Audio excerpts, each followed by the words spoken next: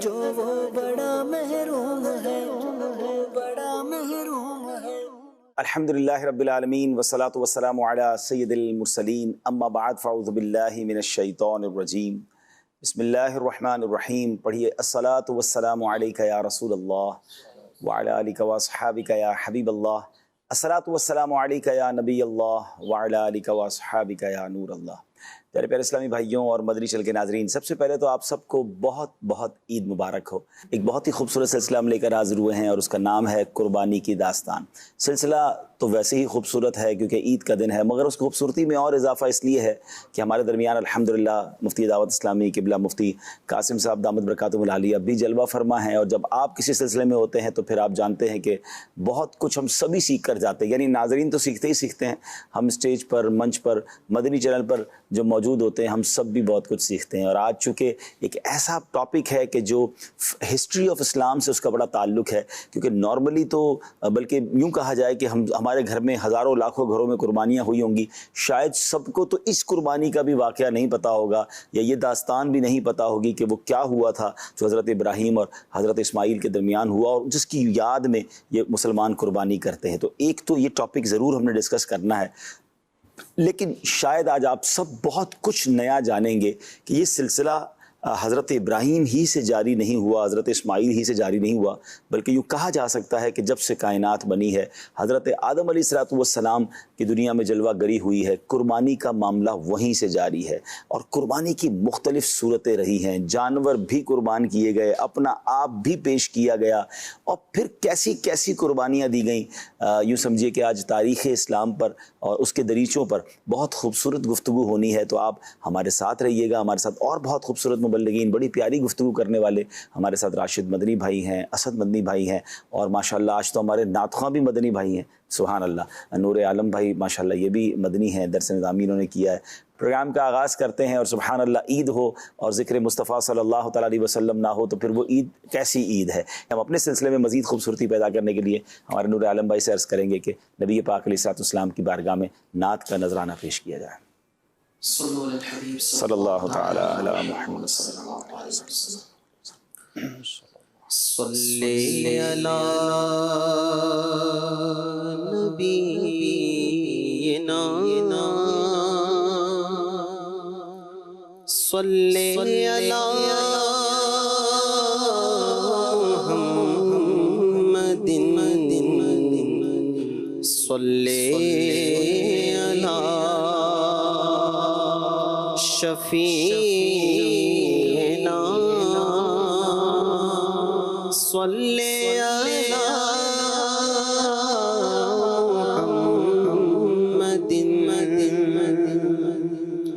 وہ جو نہ تھے تو کچھ نہ تھا، وہ جو نہ ہو تو کچھ نہ ہو، جان ہے وہ جہان کی، جان ہے تو جہان ہے، صلی علی کریمنا، صلی علی محمد۔ زمین و زمان تمہارے لیے مکین و مکان تمہارے لیے، زمین و زمان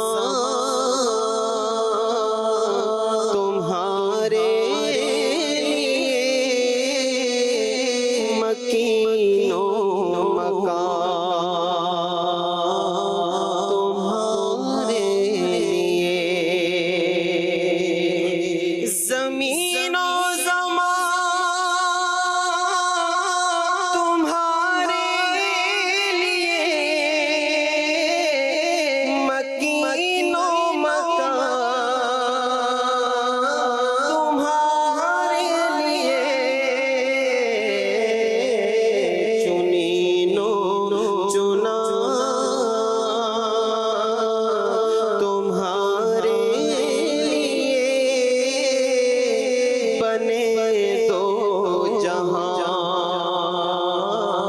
تمہارے لیے چنینو چنا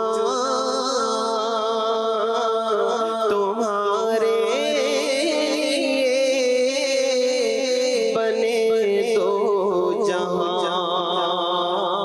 تمہارے لیے اور دہن میں زبان تمہارے لیے بدن میں ہے جان تمہارے لیے دہن میں زبان تمہارے لیے بدن میں ہے جان تمہارے لیے ہمارے یہاں تمہارے لیے اٹھے بھی وہاں تمہارے لیے ہمارے یہاں تمہارے لیے اٹھے بھی وہاں تمہارے لیے اور ثنا کا نشان وہ نور وشا کہ مہر وشا باغ وشا بسایا کشا مواقع پیشا یہ نام و نشان تمہارے لیے بسایا کشا مواقع پیشا یہ نام و نشان تمہارے لیے زمین و زمان تمہارے لیے مکین و مکان تمہارے لیے نہ روح امین نہ عرش بری نہ لوح مبین کوئی بھی کہیں نہ روح امین نہ عرش بری نہ لوح مبین کوئی بھی کہیں خبر ہی نہیں جو رمزیں کھلی ازل کی نہاد تمہارے لیے خبر نہیں جو رمزیں کھلی ازل کی نہاد تمہارے لیے اور یہ طور کجا سپہر تو کیا کہ عرش اولا بھی دور رہا جہت سے ورا وصال میرا یہ رفعت شان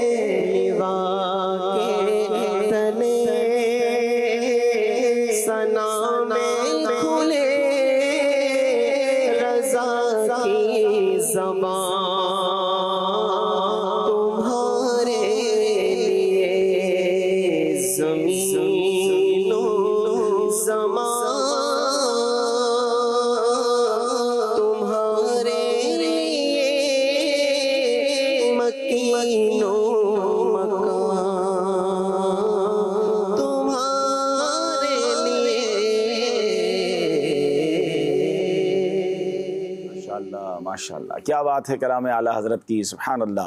नाज़रीन, इस प्रोग्राम का नाम है कुर्बानी की दास्तान और अल्हम्दुलिल्लाह इस टॉपिक पर हम गुफ्तगू करेंगे। किबला मुफ्ती कासिम साहब हमारे दरमियान हैं, तो उस्ताद साहब से ही शुरू करते हैं। हुज़ूर, कुर्बानी, नॉर्मली जब भी लफ्ज़ कुर्बानी हमारे ज़हनों में आता है तो हज़रत इस्माइल, ज़बीहुल्लाह, हज़रत इब्राहीम और उनके ख़ानदान की जो कुर्बानी वो याद आती है। लेकिन ये कुर्बानी का सिलसिला कब से जारी है और इसके पीछे अल्लाह पाक की हिकमत क्या है, अगर उस बारे में भी कुछ मदनी फूल में इरशाद फरमाएं। अल्हम्दुलिल्लाहि रब्बिल आलमीन वस्सलातु वस्सलामु अला सय्यिदिल मुरसलीन, अम्मा बाद, फ़अऊज़ु बिल्लाहि मिनश शैतानिर रजीम, बिस्मिल्लाहिर रहमानिर रहीम। कुर्बानी की जो तारीख़ है वो तो मशहूर है कि हज़रत आदम अलैहिस्सलातु वस्सलाम के ज़माने ही से शुरू हुई, जो हाबील और काबील की कुर्बानी का तज़किरा है, उस पर इंशाअल्लाह हम कलाम करेंगे। बुनियादी तौर पे ये है कि हमारे यहाँ जो लफ्ज़ कुर्बानी है वो आम तौर पे जानवर की कुर्बानी के हवाले से मारूफ़ है, और इसके साथ अगर हम ज़्यादा निस्बत को जोड़ते हैं तो जो हज़रत इस्माईल अलैहिस्सलातु वस्सलाम की कुर्बानी है कि एक इंसान की कुर्बानी, तो ये इसके साथ जोड़ दी जाती है। वरना अगर इसको थोड़ा सा इसको बैकग्राउंड के एतबार से देखें तो कुर्बानी जो है वो जैसे जानवर की है, इसी तरह इंसान की है उसके एतबार से, इसी तरह माल की है उसके एतबार से, इसी तरह जज्बात व ख्वाहिशात की है उसके एतबार से। वाह वाह वाह। तो यूं जो कुर्बानी का दायरा है वो बहुत वसी हो जाता है और उसके पीछे जो हमारे दीन की बुनियाद है वो क्या है। एक तो मारूफ आयत मुबारका है जो फरमाया, कुल इन्ना सलाती व नुसुकी व महयाया व ममाती लिल्लाहि रब्बिल आलमीन। वाह वाह वाह। कि ए हबीब तुम फरमा दो, बेशक मेरी नमाज और मेरी कुर्बानी और मेरा जीना और मेरा मरना सब अल्लाह के लिए है जो सारे जहानों का पालने वाला है। तो ये आयत मुबारका जो है ये इस मफहूम में है कि बंदा मोमिन की सारी ज़िंदगी ही कुर्बान है अल्लाह ताला के अहकाम के लिए और उसकी रज़ा के लिए। सुभान अल्लाह, सुभान। तो अब जब ज़िंदगी अपने जुमला लवाज़िमात व मुनासिबात के साथ कुर्बान है तो अब इससे पीछे कोई चीज़ बाकी नहीं रहती। दूसरी बात, एक और आयत मुबारक है और वो बड़ी खूबसूरत है, उसमें इसी मफ़हूम को कुछ ज़्यादा वाज़े किया गया है। वो ये है कि कुरान पाक में है, अल्लाह ताला इरशाद फरमाता है, इन्नल्लाह अश्तरा मिनल मुअमिनीना अनफुसहुम व अमवालहुम बिअन्न लहुमुल जन्नह। वाह। बेशक अल्लाह ने मोमिनों से उनकी जानें और उनके माल खरीद लिए इस बदले में कि उनके लिए जन्नत है। तो जन्नत सिला है और बदला है और उसके लिए कुर्बानी देनी पड़ती है जान की और माल की। सुभान अल्लाह। तो ये जान और माल की जो कुर्बानी है तो ये बुनियादी तौर पे ये दोनों ही सूरतों पर मुश्तमिल है। अच्छा, इसी तरह फिर एक तीसरी आयत मुबारका है, उसमें भी जो जान अल्लाह ताला के लिए पेश करना है उसके हवाले से कलाम है। फरमाया, व मिनन नासी मन यशरी नफ्सहु इब्तिगा मरदातिल्लाह, कि लोगों में से कोई वो है जो अल्लाह की खुशनुदी की तलब में, अल्लाह की खुशनुदी की तलाश में अपनी जान को बेच देता है। ये उन सहाबाए किराम के बारे में थी कि जिन्होंने अपने माल, अपनी जानें अल्लाह के लिए कुर्बान की। वाह। और ये क्यों था? इब्तिगा मरदातिल्लाह, अल्लाह की खुशनुदी की तलाश के लिए। तो सबसे बुनियादी चीज़ है खुदा को राज़ी करना, ठीक है, जो असलुल उसूल है, जो तमाम इबादतों की बुनियाद है, जो तमाम रियाजतों की बुनियाद है, जो तमाम मुजाहदों का मकसद है, जो तमाम कुर्बानियों की हिकमत है, वो अल्लाह ताला की रिज़ा है। अब वो रिज़ा जान की कुर्बानी की सूरत में हो, वो माल की कुर्बानी की सूरत में हो, या वो किसी और इबादत की सूरत में हो। हम नमाज पढ़ते हैं तो हकीकत ये है कि हर नमाज के अंदर भी कुर्बानी का तज़किरा मौजूद है। अच्छा, जैसे नमाज के अंदर चंद एक चीज़ें हैं कि जो हर नमाज में पाई जाती। अल्लाह ताला की बंदगी और इबादत है, ये तो खुद नमाज का अपना एक यूं कह ले कि उसके वजूद का जो बुनियाद है वो है ही है ना, कि अल्लाह की इबादत के लिए हम करते हैं, इय्याका नअबुदु व इय्याका नस्तईन। फिर नमाज का एक बड़ा बुनियादी जुज़ है अल्लाह ताला की हम्दो सना। اب وہ سورہ فاتحہ کی صورت میں ہے الحمدللہ رب العالمین، یا وہ ثنا کی صورت میں ہے سبحانک اللہم و بحمدک، یا وہ تسبیحات کی صورت میں ہے سبحان ربی العظیم سبحان ربی الاعلی. تو یہ نماز جو ہے یہ اللہ تعالیٰ کے ذکر پر اور اللہ تعالیٰ کی تسبیح پر مشتمل ہے. یہ نماز کی یوں کہہ لے کہ عناصر نماز میں سے ہے. ایک دوسری بات، نماز کے اندر اللہ تعالیٰ کے محبوب صلی اللہ تعالیٰ علیہ وآلہ وسلم کا جو تذکرہ ہے وہ نماز کی بنیاد میں ہے کہ اس کے بغیر بھی نماز مکمل نہیں ہوگی. کہ ہم نماز کے اندر السلام علیکہ ایھا النبی ورحمۃ اللہ وبرکاتہ ہم یہ پڑھتے ہیں، اور اس کے ساتھ پھر درود ابراہیمی ہے اللہم صلی علی سیدنا و مولانا محمد وعلی آل سیدنا و مولانا محمد. تو اللہ تعالیٰ کا ذکر، نبی پاک صلی اللہ تعالیٰ علیہ وآلہ وسلم کی بارگاہ میں سلام، اور اس کو تھوڑا سا استدلال کے طور پہ کہیں تو جو ہم اہدنا الصراط المستقیم دعا کرتے ہیں وہ بھی ذکر مصطفیٰ صلی اللہ علیہ وآلہ وسلم ہے کہ صراط مستقیم جو ہے وہ بارگاہ مصطفیٰ ہے. واہ واہ. نبی پاک علیہ الصلوۃ والسلام کی ذات صراط مستقیم ہے، آپ کا بیان صراط مستقیم ہے، آپ کا فرمان صراط مستقیم ہے، آپ کا طریقہ صراط مستقیم ہے، آپ نے جو کیا صراط مستقیم ہے، جو فرمایا صراط مستقیم ہے، جو بتایا صراط مستقیم ہے. تو ہم اسی کی دعا مانگتے کہ اے اللہ میں سیدھا راستہ دکھا، صراط مستقیم دکھا. تو یہ نبی پاک صلی اللہ تعالیٰ علیہ وآلہ وسلم کا تذکرہ جو ہے یہ روح نماز ہے، عناصر نماز میں سے ہے. تیسری بات، اللہ تعالیٰ کے نیک بندوں کا تذکرہ جو السلام علینا وعلی عباد اللہ الصالحین، یہ واجبات نماز میں سے. تو اللہ کا ذکر، نبی پاک علیہ الصلوۃ والسلام کا ذکر اور صالحین کا ذکر، ان تین چیزوں پر نماز مشتمل. اب چوتھی چیز جو میں نے عرض کی کہ قربانی، قربانی کا ذکر بھی ہر نماز میں ہے. کہ نماز کے اندر ہم پڑھتے ہیں التحیات للہ والصلوات والطیبات. التحیات جو ہے یہ تمام کی تمام جو ہماری قولی عبادتیں ہیں، زبان سے ادا کی جانے والی عبادتیں، والصلوات جو ہماری بدن سے ادا کی جانے والی عبادتیں، والطیبات اور جو ہم مال سے عبادتیں ادا کرتے ہیں. تو بدن، زبان اور مال، یہ تینوں طرح کی عبادتیں اللہ کے لیے ہیں. یہ ہم ہر نماز کے اندر اس کا ذکر کرتے ہیں. تو اب یہ تینوں طرح کی جو عبادتیں ہیں وہ کون سی ہیں؟ اس کے اندر جو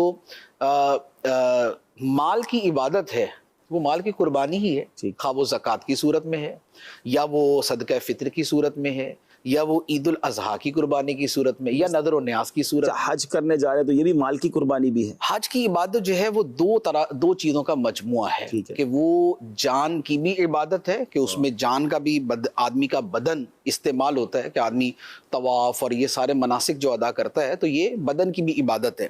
اور اس کے ساتھ حج کے لیے مال بھی خرچ کرنا پڑتا ہے. موسٹلی تو حج کے ساتھ مال تقریباً جڑا ہی ہوتا ہے، تو یہ مال کی بھی عبادت ہے. تو یہ جانی اور مالی دونوں طرح کی عبادت ہے. باقی اس میں جو ذکر اذکار ہے پھر وہ زبانی عبادت بھی بن جاتی. سبحان اللہ، کیا بات ہے ناظرین. تو یہ قربانی کا جو کانسیپٹ ہے یہ ہمارے سامنے ماشاءاللہ بہت قرآن و حدیث کی صورت میں ہمیں سیکھنے کو ملا کہ رب کی رضا اس کا اصل مقصد ہونا چاہیے. آج کل قربانی ہو رہی ہے، جو ہم آج کل قربانی کرتے ہیں، ہم ذرا غور کریں کہ ہماری قربانی کا جو مین آبجیکٹ ہوتا ہے، مین مقصد ہوتا ہے، کہیں وہ گوشت کا حصول، تو جناب فلاں قسم کا جانور لیں گے تو پکے گا اچھا، تو اس کا فلاں گوشت اچھا نکلے گا، تو ذرا خاندان میں نام اچھا ہو جائے گا، ذرا بچے انجوائے کر لیں گے، ہمیں بھی ذرا ہلا گلا مل جائے گا. ان تمام باتوں میں ہمارے دل و دماغ میں اللہ کی رضا کہاں ہے؟ حالانکہ قربانی کا اصل مقصد تو رب کی رضا ہے. ہم رب کریم کی بارگاہ میں یہ دعا بھی کرتے ہیں کہ اللہ کریم ہمیں جو ہے ہماری قربانیاں، ٹوٹی پھوٹی قربانیاں ہیں، اخلاص سے آری قربانیاں ہیں، وہ اپنے دربار میں قبول فرمائے اور واقعی ہمیں ایسا بندہ بنائے جیسا اس کو پسند آتا ہے. اور پھر جس طرح مفتی صاحب نے فرمایا کہ ہم تو قربانی کا ذکر بار بار کر رہے ہیں، اور اللہ کرے کہ قربانی کا ذہن بن جائے. اسد بھائی آپ کیا کہیں گے اس ٹاپک کے حوالے سے کہ یہ بہت شروع سے یہ کام جاری ہے، اور جیسے مفتی صاحب نے اشارہ بھی دیا کہ حضرت آدم علیہ السلام کی اولاد میں بھی جو واقعہ ہوا تھا. جی ماشاءاللہ، مفتی صاحب نے بڑی خوبصورتی کے ساتھ اس چیز کو بیان کیا. اور یہ جو تینوں طرح کی قربانیوں کا ذکر کیا مفتی صاحب نے، جان کا، مال کا، اسی طرح اپنی عبادات کے ذریعے، تو اللہ کے مخلوق میں جو سب سے بہترین گروہ ہے وہ انبیاء کرام کا ہی گروہ ہے. بقیہ صالحین ہیں، اولیاء ہیں، وہ درجہ بدرجہ ان کے بعد ہیں. تو انبیاء کرام کی سیرت میں جتنی قربانی ہے شاید مخلوق میں کسی اور کے لیے نہ ہو. اور اس میں ایک اور کانسیپٹ بھی ہمیں کلیئر ہوتا ہے. یہ جو قربانی کا کانسیپٹ ہے یہ تو کون سے ایسے نبی ہیں جن کی زندگی میں نہیں، اور کون ایسے ہیں کہ جن کی زندگی میں سارے کے سارے پہلو نہیں. چند چیزیں تو ایسی کامن ہیں، لگتا ہے کہ شاید تمام ہی انبیاء کرام کی سیرت میں ہوں گی. یعنی کہ لوگوں کا مخالفت کرنا، آپ کا ہجرت کرنا، اولاد کی قربانی، وقت کی قربانی اور مال کی قربانی. تو تقریباً انبیاء کرام علیہ الصلاۃ والسلام کی سیرت کے اندر یہ نظر آتا ہے. ہاں بعض امتوں کے اندر احکامات کے اعتبار سے قربانیوں کی جو صورت تھی وہ مختلف رہی، جیسے کہ آسمان سے آگ کا آ کر کھا جانا یہ قبولیت کی نشانی رہی. مختلف اس میں انبیاء کرام کی امتوں میں یہ بھی رہا کہ جو یوں قربانی مال کی پیش کرتے تھے یا صدقہ کرتے تھے خود استعمال نہیں کر سکتے تھے. ہماری امت کو جو ہے وہ ان چیزوں کی بھی اجازت ہے بعض صدقوں کو چھوڑ کر. تو اللہ تبارک و تعالیٰ کی مخلوق کے اندر جو بہترین گروہ اور بہترین جو صالحین کی جماعت ہے انبیاء کرام، تو ان کے تو بڑے حیرت انگیز واقعات ہیں. ابراہیم علیہ السلام کا ذکر خیر تو بکثرت ہوتا ہے، لیکن نوح علیہ السلام کا دیکھیں، داؤد علیہ السلام کا دیکھیں، خود موسیٰ علیہ نبینا علیہ السلام کی زندگی اور آپ کا طویل سفر، اپنے گھر کو چھوڑنا، قبیلے کے ساتھ جانا. سچی بات تو یہ ہے کہ انہوں نے جو قربانیاں دیں اور جس طرح کی قربانیاں ان کی سیرت میں ملتی ہیں، آج اگر ہم اپنے اعتبار سے غور کرتے ہیں تو اس کا تو عشر عشیر بھی نہیں ہے. اس زمانے کے اندر جو حالات اور واقعات اور آج کے جو حالات اور واقعات ہیں، جو آسانیاں ہیں، جو آسائشیں ہیں، تو there is no comparison. تو اللہ پاک اپنے مقبول بندوں کو قربانی کے ذریعے ان کے درجات میں اضافہ فرماتا ہے. اس میں وہ وسوسے کی کاٹ بھی اس سبجیکٹ کے تحت میں نظر آتی ہے کہ ہم نے ایسا کون سا گناہ کیا ہے، ہم تو بہت نیک ہیں بظاہر، لیکن ہم پر یہ آزمائش آ گئی. تو یہ تو کانسیپٹ ہی غلط ہے.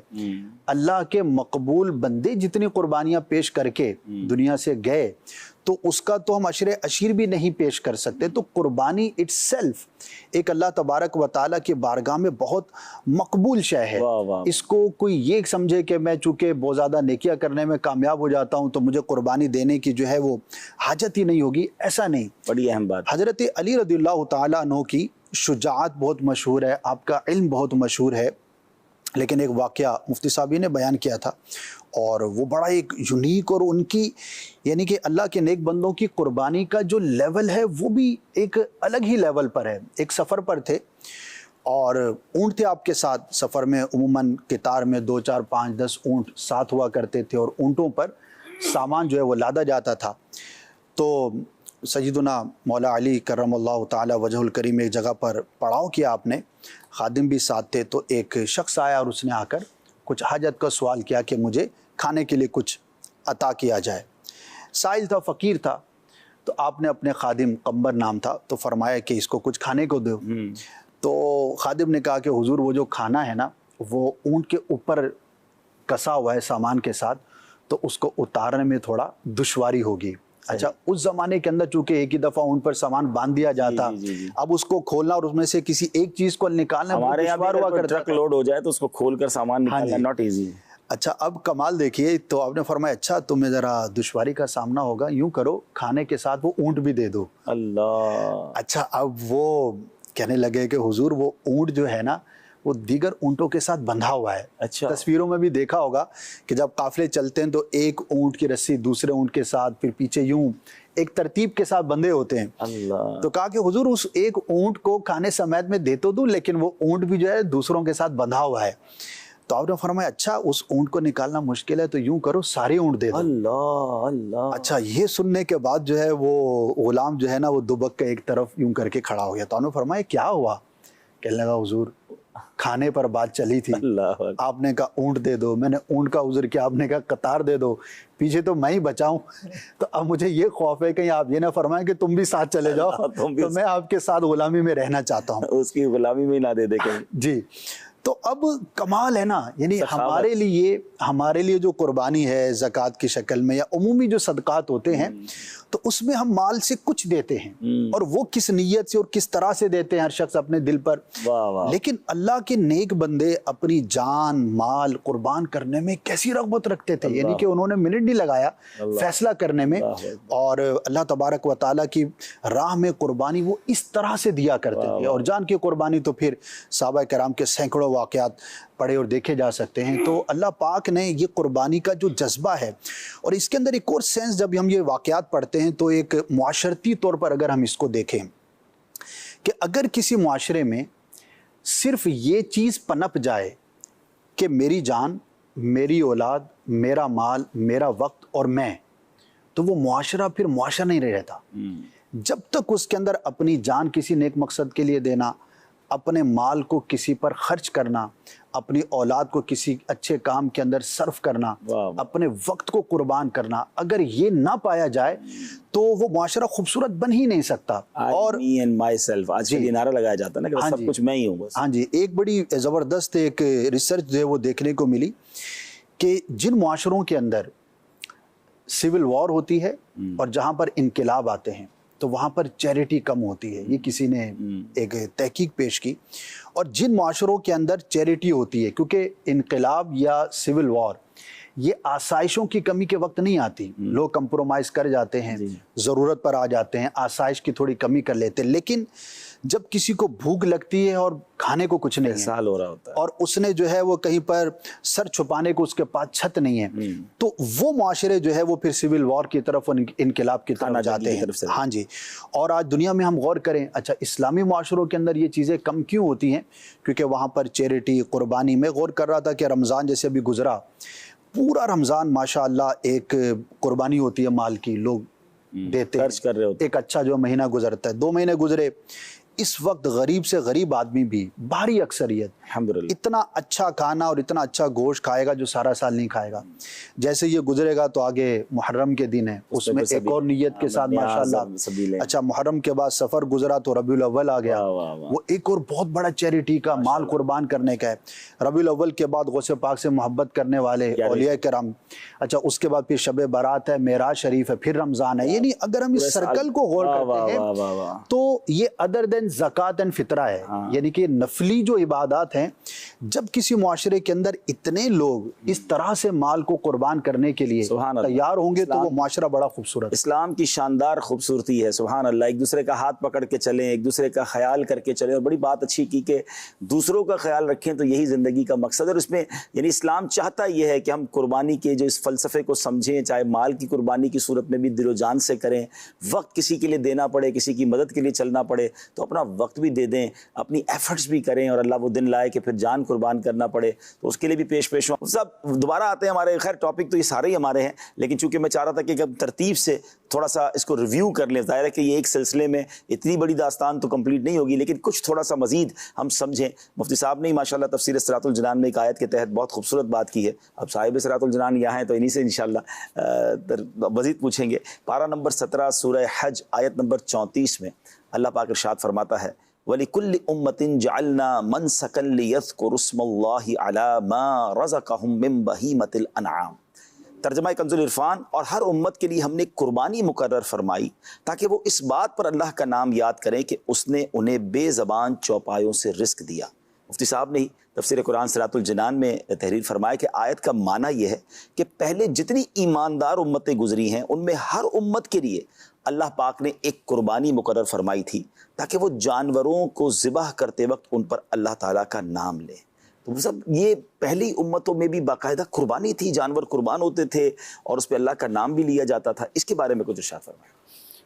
آیت مبارکہ میں 2 چیزیں، اس آیت سے آگے پھر ایک تیسری چیز کا بیان ہے. جی دیکھیں، پہلی بات تو فرمائی لِكُلِّ أُمَّةٍ جَعَلْنَا مَنْسَكًا، ہم نے ہر امت کے لیے قربانی بنائی. ٹھیک، تو اس کا مطلب واضح ہو گیا کہ ہر امت میں قربانی کا حکم موجود تھا. اب وہ قربانی کا حکم بطور وجوب کے تھا یا بطور استحباب کے تھا، اچھا وہ سال میں ایک مرتبہ تھا یا مختلف اوقات میں تھا، وہ قربانی جو ہے وہ کسی خاص موقع پر تھی یا کسی خاص فعل کے بعد تھی، تو اس طرح کی اس کی بہت ساری صورتیں بنتی ہیں کہ قربانیاں جو ہے وہ ہر امت میں رہیں۔ تو یہ تو اس آیت مبارکہ سے واضح ہو گیا۔ اور پھر اس کے بعد جو ویسے ہم تاریخ یا سیرت یا انبیاء علیہم السلام کی سیرت یا تفاسیر قرآن پڑھتے ہیں تو اس سے پھر مختلف قربانیوں کا تذکرہ بھی مل جاتا ہے۔ خاص طور پہ جو تاریخ اور تفسیر کی کتابیں ہیں اس میں بہت ساری تفصیل اس کی مل جاتی۔ حضرت آدم علیہ السلام کے زمانے میں باقاعدہ اسی طرح قربانی جیسے ہم کرتے ہیں، یعنی 10 ذوالحجہ نہیں، لیکن جیسے جانور کو اللہ کے نام پہ ذبح کرتے ہیں وہ اسی طرح حضرت نوح علیہ السلام کا بھی مذبح کہ جہاں جانور ذبح کیا جاتا تھا اس کا تذکرہ، اور اسی طرح اور کئی انبیاء علیہ السلام کا ذکر مبارک موجود ہے۔ تو ایک تو آیت مبارکہ میں یہ فرمایا کہ ہر امت کے لیے ہم نے قربانی مقرر فرمائی۔ دوسری بات فرمائی لِيَذْكُرُوا اسْمَ اللَّهِ عَلَى مَا رَزَقَهُم مِّن بَهِيمَةِ الْأَنْعَامِ کہ وہ اس چوپائے پر اللہ کا نام ذکر کرے۔ یہ ہے تکبیر پڑھ کے ذبح کرنے کا بیان کہ جانور کے ذبح پر اللہ تعالیٰ کا نام لیا جائے اور وہ تکبیر پڑھی جائے۔ تو یہ جو تکبیر کے ذریعے اور اللہ کے نام کے ذریعے ذبح کرنا ہے یہ بھی ہمیشہ سے اسی طرح چلتا ہے۔ سبحان اللہ۔ یعنی تکبیر کے ساتھ ذبح کرنا جو ہے یہ بھی ہر امت میں رہا۔ تو حضرت آدم علیہ السلام کی امت تھی یا اب ہیں، یہ سارے کے سارے ذبح میں اسی طرح اللہ کا نام لیتے تھے، خواہ وہ بسم اللہ اللہ اکبر یا اس سے ملتا جلتا کوئی دوسرا لفظ تھا، لیکن اللہ تعالیٰ کا نام مذکور تھا۔ بلکہ قربانی ایسی چیز ہے، جانور کی جو قربانی ہے، کہ اس میں اللہ کا نام لینا گویا قربانی کا ایک مترادف لفظ بنا ہوا ہے کہ جہاں قربانی کا ذکر آتا ہے نا تو ساتھ میں نام الہی کا ذکر آتا ہے۔ فرمایا فَكُلُوا مِمَّا ذُكِرَ اسْمُ اللَّهِ عَلَيْهِ، ٹھیک ہے، تو کھاؤ اس جانور کے گوشت سے جس پہ اللہ کا نام لیا گیا۔ صحیح، یہ نہیں فرمایا جیسے ذبح کیا گیا ہو، ذبح کیا جانے کا لفظ جو ہے وہ وہ انڈرسٹوڈ ہے، لیکن اس ذبح کو تعبیر کس سے کیا ہے؟ اللہ کا نام لینے سے۔ سبحان اللہ، سبحان اللہ۔ یا دوسری جگہ فرمایا وَلَا تَأْكُلُوا مِمَّا لَمْ يُذْكَرِ اسْمُ اللَّهِ عَلَيْهِ، اس جانور کا گوشت نہ کھاؤ جس پر اللہ کا نام نہیں لیا گیا۔ یہاں بھی ذبح کا لفظ نہیں ہے بلکہ وہی اللہ کا نام نہ لیا گیا۔ تو مراد یہ کہ اللہ نام الہی لینا اور ذبح کرنا یہ ایسا ایک دوسرے کے ساتھ جو ہے وہ مترادف تھے کہ نام الہی لینا جو ہے وہ جانور کے ساتھ یہ اسی ذبح کے لیے ہی بولا جاتا تھا۔ سبحان اللہ۔ تو دوسری بات یہ۔ تیسری بات آیت مبارکہ میں جو اس سے آگے ہے فرمایا فَكُلُوا مِنْهَا، تو ان قربانیوں میں سے تم کھاؤ، وَأَطْعِمُوا الْقَانِعَ وَالْمُعْتَرَّ، اور جو قناعت کرنے والا ہے جو سوال نہیں کرتا اسے بھی کھلاؤ، وَالْمُعْتَرَّ، اور جو سوال کرنے والا ہے اسے بھی کھلاؤ۔ واہ واہ واہ۔ تو قربانی سے یہ تین کام جو ہے کہ خود کھاؤ، قناعت والے آدمی کو بھی کھلاؤ، سوال کرنے والوں کو بھی کھلاؤ۔ اور یہ ہمیشہ سے یہی تین چیزیں یوں چلتی آئیں کہ قربانی بھی ہوتی تھی، قربانی میں اللہ کا نام لے کر ہی ذبح کیا جاتا تھا، واہ واہ۔ اور تیسری بات یہ ہے کہ اس میں سے کھانا اور دوسروں کو کھلانے کا بھی معاملہ تھا، سوائے چند مستثنا قربانیوں کے کہ جن سے کھانا کا منع ہوا کرتا تھا کہ اسے نہیں کھایا جائے۔ ابھی جو تفصیل ہے ناظرین کی قربانی کب سے چلی ہے اس کی بہت خوبصورت جو سمجھے کہ مختصر تفصیل یہ کہ حضرت آدم علیہ السلام سے لے کر حضرت عیسیٰ علیہ السلام تک ہر امت اپنی شریعت کے مطابق قربانی پیش کیا کرتی تھی۔ مثال کے طور پہ حضرت آدم علیہ السلام کے شہزادے حضرت حابیل رحمۃ اللہ تعالیٰ علیہ اور ان کے بھائی قابیل نے قربانی پیش کی، جس کا ذکر قرآن پاک میں بھی موجود ہے۔ پھر حابیل کی جو قربانی قبول کی گئی، اور یہاں میں تھوڑا سا اس کو کنیکٹ بھی مفتی صاحب سے پوچھیں گے انشاءاللہ آگے جا کے کہ وہ جو قربانی تھی اس کا کنیکشن کیا ہے حضرت اسماعیل اور حضرت ابراہیم والی قربانی سے۔ حضرت نوح علیہ السلام کے متعلق منقول ہے کہ آپ نے باقاعدہ ایک ذبح خانہ بنا رکھا تھا جہاں اللہ پاک کی بارگاہ میں جانوروں کی قربانی پیش کیا کرتے تھے۔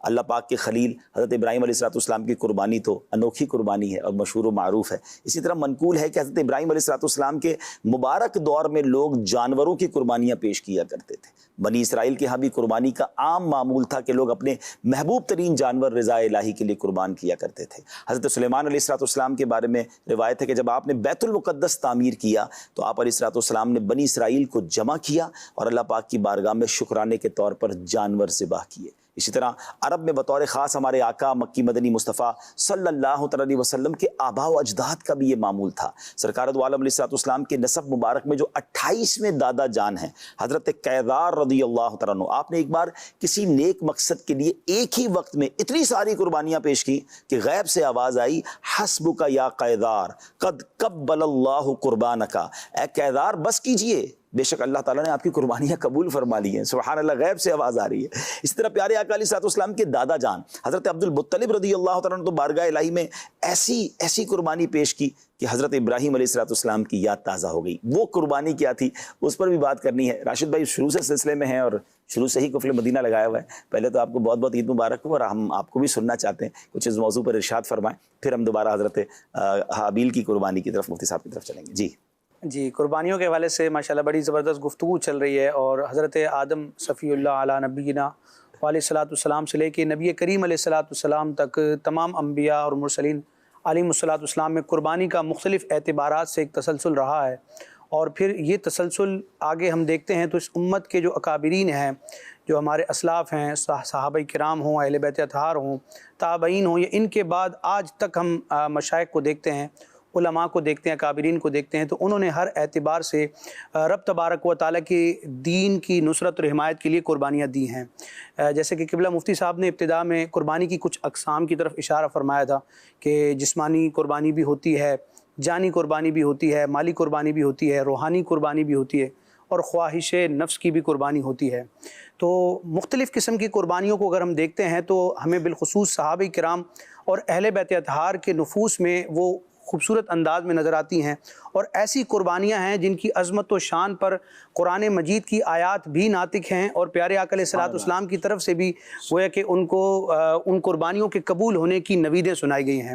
صحابہ کرام اور اہل بیت اطہار کی اگر زندگی کو ہم دیکھتے ہیں تو ان کی زندگی کے دو ادوار ہیں۔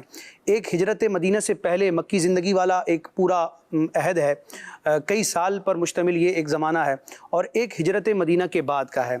اس دوران ہم دیکھتے ہیں کہ مکی زندگی میں کفار مکہ کی طرف سے اسلام کا کلمہ پڑھنے اور دین حق کی دعوت دینے کی پاداش میں صحابہ کرام کو طرح طرح کی اذیتیں دی گئیں، اور اتنا زد و کوب کیا گیا، اتنی ظلم و بریت کی مطلب انتہا کر دی گئی کہ مسلمانوں کو حبشہ کی طرف اور پھر مدینہ کی طرف ہجرت کرنا پڑی۔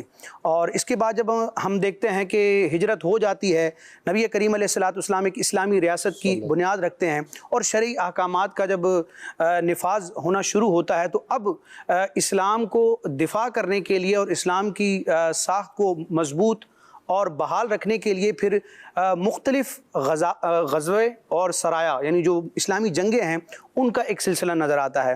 اور جتنے بھی غزوات یا سرایا ہیں وہ ہجرت مدینہ کے بعد ہی ہیں۔ مکی زندگی میں تو اس کا کوئی کانسیپٹ ہی نہیں تھا، حکم بھی نہیں تھا، اور مدنی زندگی ہم دیکھتے ہیں تو تقریباً 10 سال کا عرصہ ہے، اور غزوات کی تعداد دیکھی جائے، سرایا اور چھوٹی چھوٹی جو مہم ہوتی تھی جن پر صحابہ کرام لشکر کشی کے لیے جایا کرتے تھے راہ خدا میں اپنی جان کا نذرانہ پیش کرنے کے لیے، تو ہم دیکھتے ہیں کہ وہ 10 سال کے تقریباً مدنی زندگی کے جو عرصہ ہے اس میں اتنے غزوات اور اتنے سرایا ہیں کہ ایک اندازے کے مطابق دیکھ لیا جائے کہ ہر دوسرے تیسرے مہینے ہی کوئی محاذ جو ہوتا تھا وہ صحابہ کرام کے سامنے ہوتا تھا۔ یہ ساری قربانیاں کہ مکے میں رہ کر ظلم سہ رہے ہیں اور مدینے میں دیکھتے ہیں تو وہ اپنی جانوں کا نذرانہ پیش کر رہے ہیں غزوات اور سرایا کی روشنی اس کے تحت، لیکن اس کے باوجود انہوں نے ان قربانیوں کو، ان مظالم کو اور ان تکالیف کو دین کا کام کرنے یا دین کی نصرت کرنے یا دین پر عمل کرنے یا اس کو پھیلانے کے لیے عذر نہیں بنایا کہ ہم اتنے مصائب اور آلام کا شکار ہیں۔ آج ہم دیکھتے ہیں ہماری فیملی میں، ہمارے خاندان میں یا معاشرے میں تھوڑا بہت کوئی مسئلہ ہوتا ہے تو اس کو ہم عذر بنا کے کئی ضروری کاموں کو بھی چھوڑ دیتے ہیں، اور بالخصوص جو دینی کام ہوتے ہیں ان سے انسان پہلو تہی کرنا شروع کر دیتا ہے کہ میں ان مسائل کا شکار ہوں۔ لیکن صحابہ کرام کو دیکھیں کہ یہ سب کچھ ہو رہا ہے، اپنی جان کا نذرانہ بھی پیش کر رہے ہیں، ہجرت بھی کر رہے ہیں، اپنا مال، اپنے گھر والے سب کو چھوڑ رہے ہیں، لیکن اس کے باوجود نبی کریم علیہ السلام کے سینہ اطہر پر جب قرآن کی آیتیں اترتی ہیں تو اس کو سن کر یاد بھی کرتے ہیں، اس کے معنی مضامین کو حضور علیہ الصلوۃ والسلام سے سمجھتے ہیں، اس کی تفسیر کو بھی یاد رکھتے ہیں۔ پھر پیارے آقا علیہ الصلوۃ والسلام جو شریعت کے احکام اپنے فرامین کی صورت میں پیش فرماتے ہیں، ان احادیث کو بھی جمع کرتے ہیں, محفوظ کرتے ہیں, اس کا دور کرتے ہیں, اس پر عمل کرتے ہیں, اس کی تشریحات معلوم کرتے ہیں. بڑا خوبصورت پہلو راشد بھائی نے ہمارے سامنے رکھا ہے کہ ان کی زندگی کو اگر دیکھیں تو جس کو یوں کہا جائے, مطلب ایک اور انداز سے تو ریلیکسیشن والا ٹائم تو نہ ہونے کے برابر تھا. پہلے مکے میں مظالم ہوتے رہے اور اس کے بعد مدینے آ کر اب غزوات ہو رہے ہیں, اب مہم ہو رہی ہیں, حملے ہو رہے ہیں, ڈیفینڈ ہو رہا ہے, کہیں جا کے اسلام کی نصرت کے لیے سفر ہو رہا ہے, لیکن اس کے ساتھ ساتھ سخاوت بھی جاری ہے, علم دین بھی سیکھ رہے ہیں اور قرآن فہمی بھی چل رہی ہے. اچھا, ایک بڑا ریلیونٹ کوسچن بن جاتا ہے ناظرین جب میں مفتی صاحب سے پوچھوں, وہ جو اسد بھائی نے بات سٹارٹ کی تھی کہ کائنات کی افضل ترین ہستیاں انبیاء کرام, پھر اس کے بعد آ جائیں تو صحابہ کرام, اگر اس سب کی سیرت میں دیکھیں تو یہ بات تو کامن نظر آتی ہے کہ قربانیاں ہیں, تکلیفیں ہیں, آزمائشیں ہیں, پھر ساتھ صبر ہے. تو یہ تو اللہ کے پسندیدہ بندے تھے, ان پر اتنی آزمائشیں کیوں؟ یعنی اگر مثال کے طور پہ ہمارا کوئی لاڈلا ہو, ہمارا کوئی پسندیدہ ہو تو ہم چاہتے ہیں اس کو سب سے زیادہ ریلیکس دیں, تو یہ تو لگژری لائف گزارتے, ساری زندگی عیش کرتے, مزے کرتے, کیونکہ اللہ کے پسندیدہ بندے تھے. لیکن اگر غور سے دیکھا جائے تو بڑے مسائل, یعنی ہم واقعی اس کا 1-2% بھی آ جائے ہمارے اوپر تو ہماری زندگی کا پتہ نہیں کیا حال ہو جائے, اور لوگ اس بنا پر شکوے شکایت بھی کر رہے ہوتے ہیں, معاذ اللہ ایسی باتیں بھی کر رہے ہوتے ہیں کہ یار میں تو نماز بھی پڑھتا ہوں, میں تو صدقہ بھی دیتا ہوں, لیکن میرے ساتھ یہ پرابلمس کیوں ہیں؟ لیکن جب ان پرابلمس کو کمپیئر کریں ان ہستیوں کے ساتھ تو کچھ بھی نہیں ہے اس کے سامنے. تو یہ دس از اے بگ کوسچن کہ اللہ کے مقرب بھی ہیں, اللہ کے قریب بھی ہیں, اللہ کی عبادت کرنے والے بھی ہیں, مقبولین بھی ہیں, مگر بہت بڑی آزمائش میں بھی ہیں, بڑی بڑی قربانیاں ان سے مانگی گئی ہیں. دس از دا کوسچن. اب یہ جو سوال ہے مفتی صاحب, یہ واقعی شاید بہت ساروں کے لیے تسلی کا باعث بن جائے گا کہ اللہ والے, اللہ کے نیک بندے, مقرب بارگاہ, مگر اتنی آزمائش ہے, ریزن کیا ہے اس کا؟ دیکھیے, بات یہ ہے کہ جب ہم یہ بات کرتے ہیں نا کہ اللہ تعالیٰ بڑا مہربان ہے, رحم فرمانے والا ہے, اپنے بندوں سے بڑا پیار کرتا ہے, تو عام طور پہ ہوتا یہ ہے کہ ہم ایک ون سائڈ چیز بیان کرتے ہیں, جبکہ اللہ تعالیٰ کی ذات جو ہے, لفظ اللہ جو ہے, تو اس کی جو ڈیفینیشن علماء نے بیان فرمائی ہے وہ یہ ہے کہ یہ اس ذات واجب الوجود کا نام ہے جو تمام صفات کمال کی جامع ہے, کہ جس کی ایک صفت نہیں ہے, جس کی بے شمار صفات ہیں. تو اب رحم, مہربانی, یہ سب اللہ تعالیٰ کی ایک صفت ہے. دوسری طرف اللہ تعالیٰ کا قادر ہونا, صمد ہونا, بے نیاز ہونا, غنی ہونا, غنی علی العالمین ہونا, یہ اس کی دوسری صفت بھی ہے. اچھا, تیسری اس کی صفت جو ہے ذو انتقام, بدلہ لینا, غضب فرمانا, یہ بھی ہے. تو یہ ہوتا کیا ہے کہ بہت ساری چیزوں میں نا اس طرح کا سوال پیدا کر دیا جاتا ہے. جیسے ایک بڑا معروف سا سوال ہے کہ اللہ تعالیٰ 70 ماؤں سے بڑھ کے پیار کرتا ہے.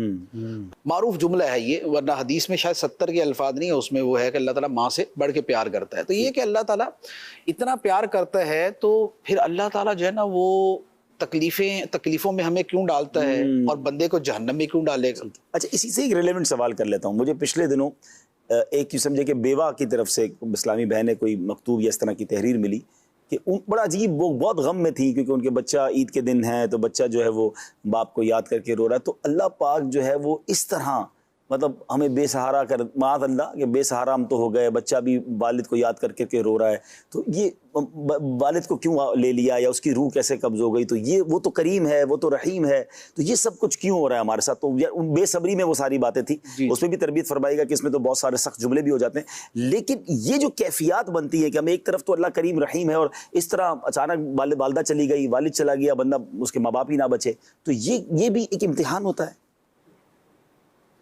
وہ آیت مبارکہ ہے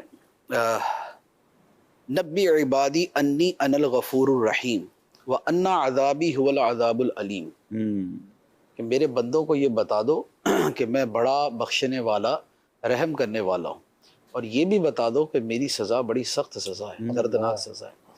تو بات یہ ہے کہ اللہ تعالیٰ جیسے رحیم ہے اسی طرح وہ علیم ہے, اور اسی طرح وہ حکیم ہے. واہ. جب کوئی بندہ صرف رحیم والی صفت کو دیکھتا ہے اور اس کے ساتھ حکیم اور علیم والی صفت بھی اس کی نظر نہیں ہوتی, کیا بات, تو اب وہ صرف اسی کے اندر پھر رہ کے جو ہے نا اپنے دماغ میں کچھ اور ہی قسم کے خیالات جو ہے نا وہ پال کے بیٹھ جاتا ہے. اللہ تعالیٰ نے جس تکلیف میں ڈالا اس میں کیا حکمت ہے, وہ جب حکمت سامنے آتی ہے تو پھر بندہ کہتا ہاں یہ بھی رحمت ہی کا ظہور تھا. واہ واہ واہ واہ واہ. جیسے تکالیف ہی ہیں. سبحان اللہ. تکالیف کے اندر ایک بڑی آسان سی بات عرض کروں, بڑی واضح سی بات جس کا تعلق قربانی کے ساتھ بھی ہے, کہ حضرت ابراہیم علیہ الصلوۃ والسلام نے کتنی قربانیاں دی. آپ نے اولاد کی قربانی بھی دی, آپ نے گھر بار چھوڑا, ہجرت کی, اس کی بھی قربانی دی, آپ کو آگ میں ڈالا گیا تو اپنی جان کی بھی قربانی دی. ٹھیک ہے, تو جان, مال, اولاد, ان سب کی قربانی آپ نے دی. اور اللہ تعالیٰ نے اسے قرآن پاک میں بیان فرمایا, وَإِذِ ابْتَلَىٰ إِبْرَاهِيمَ رَبُّهُ بِكَلِمَاتٍ فَأَتَمَّهُنَّ.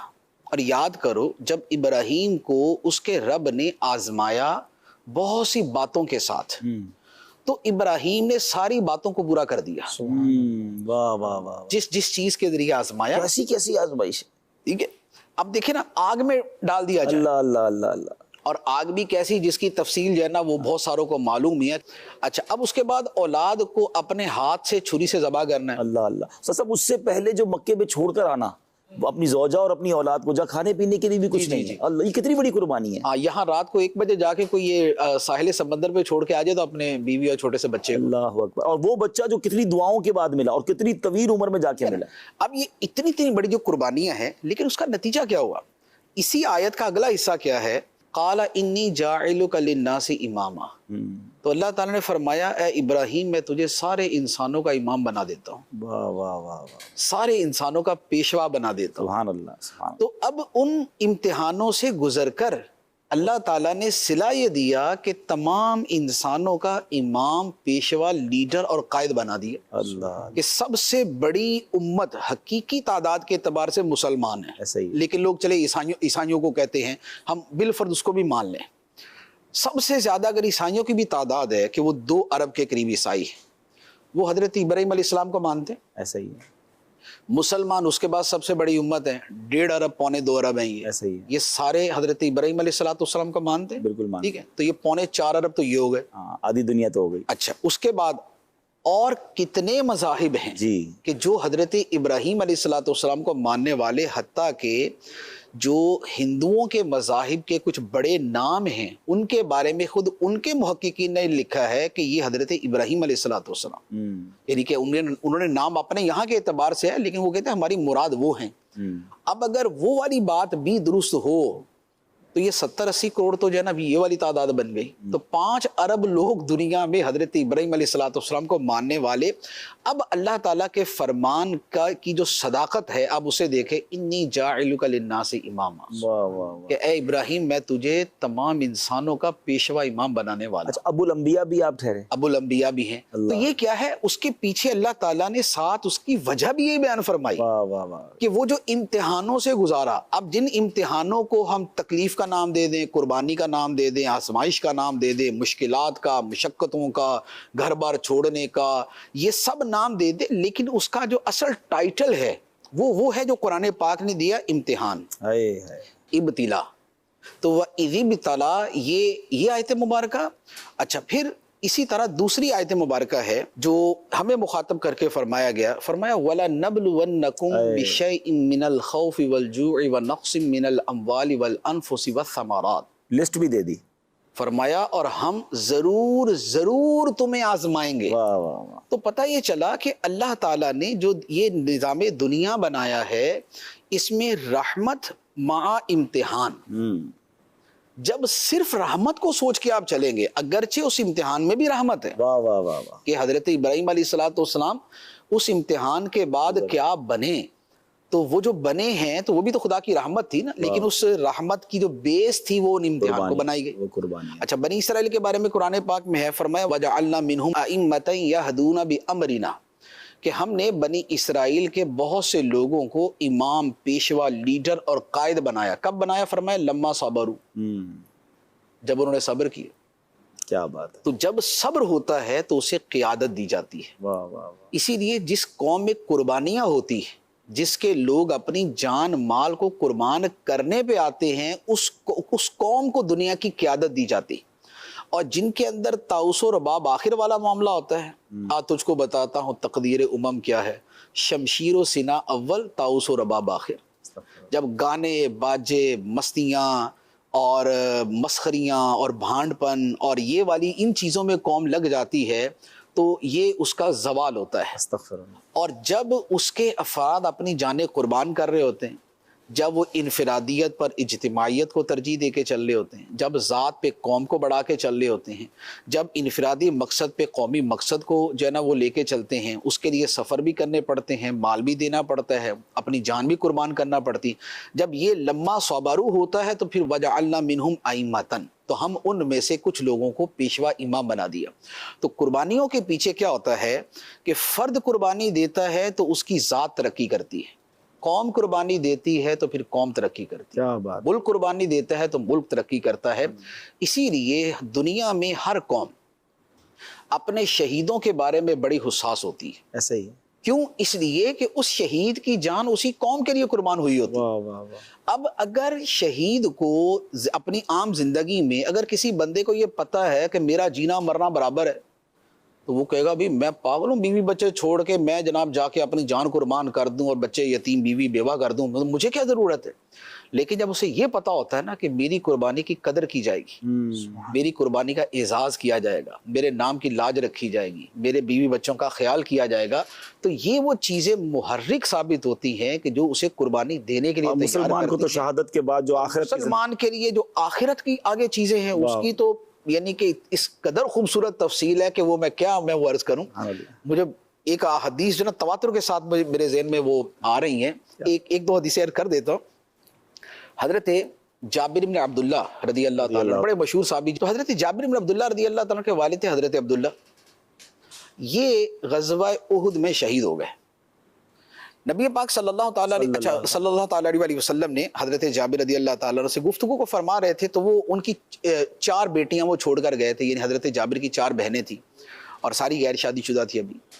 تو نبی پاک علیہ السلام سے گفتگو چل رہی تھی تو جیسے ایک غم کا اپنا اظہار انہوں نے کیا، سرکار علیہ السلام نے فرمایا کہ اے جابر بتاؤ اللہ تعالیٰ نے تمہارے باپ کے ساتھ کیا معاملہ کیا؟